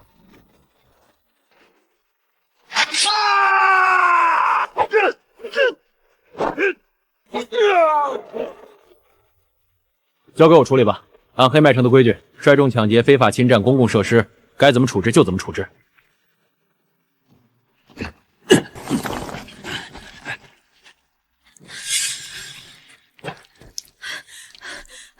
挡风棚里的灌溉管道全冻住了，地里的菜苗浇不上水，已经开始低头了。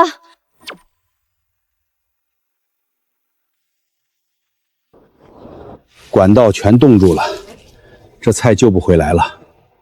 与其让它们烂在地里，不如趁早拔它当柴烧，至少还能换点热量。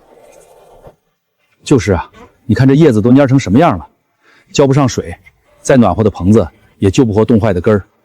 拔了吧，空出地方还能多堆几捆秸秆。不能拔！李青还没发话，谁都不许动这些菜。你们忘了上次方冻的时候，所有人都说菜苗活不了，结果呢？第二天全挺起来了。这次也一样，他说有办法就一定有办法。所有菜苗一株都不许动。老赵，你把地下热风的管道分一路出来，沿着灌溉管道走，用铁丝固定在管壁上。张大爷，每隔3步放一个煤炉，点上小火，慢慢烤，先把管道里的冰化开。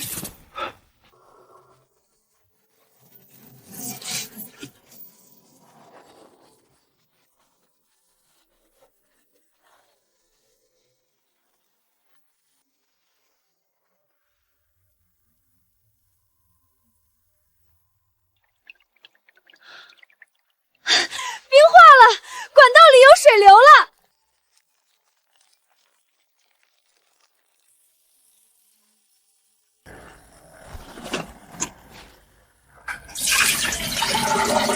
幸好灵泉井不受严寒影响，不然还真是一件大麻烦。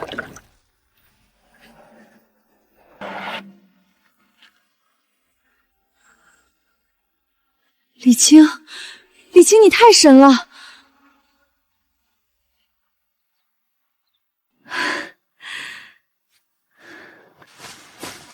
又活过来了，昨天都冻成那样了，一夜之间全直了。你老实说，是不是跟老天爷拜了把子？这批菜比上一耙长得还好，已经能收了。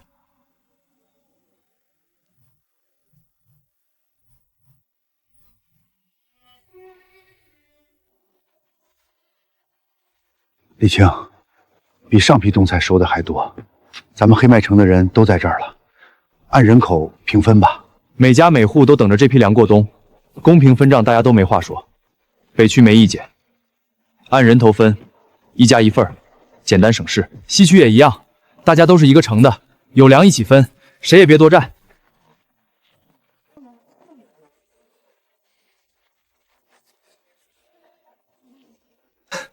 按人口平分，那这登记册上记的工分怎么算？老赵带着矿工在矿井里钻了整整1个冬天，张大爷带着帮工修棚子，修到手上全是血泡。他们出的力最多，分的粮就该最多。参与种地、守城、挖煤和修棚的人优先领取。那之前没干活的人呢？总不能让他们空着手回去吧？没干活的人今天就可以登记。林宇，把新一批的招工名额公布出来。开春前还有一批地要翻，矿井要清逛道，城墙也要修补。想吃饱饭的，现在报名。还有名额，快去找老孙领工具牌，再晚就排不上了。黑麦城的粮食、煤炭和种植队，从今天起正式由李青全权负责。以后全城的工分分配、物资调拨和种植计划，一律按李青的规矩来。这是城管队正式下发的文件，各区域管理者都看清楚了。都听见了吧？以后想吃饱饭就跟着李青干，老头子我第一个带头翻地去。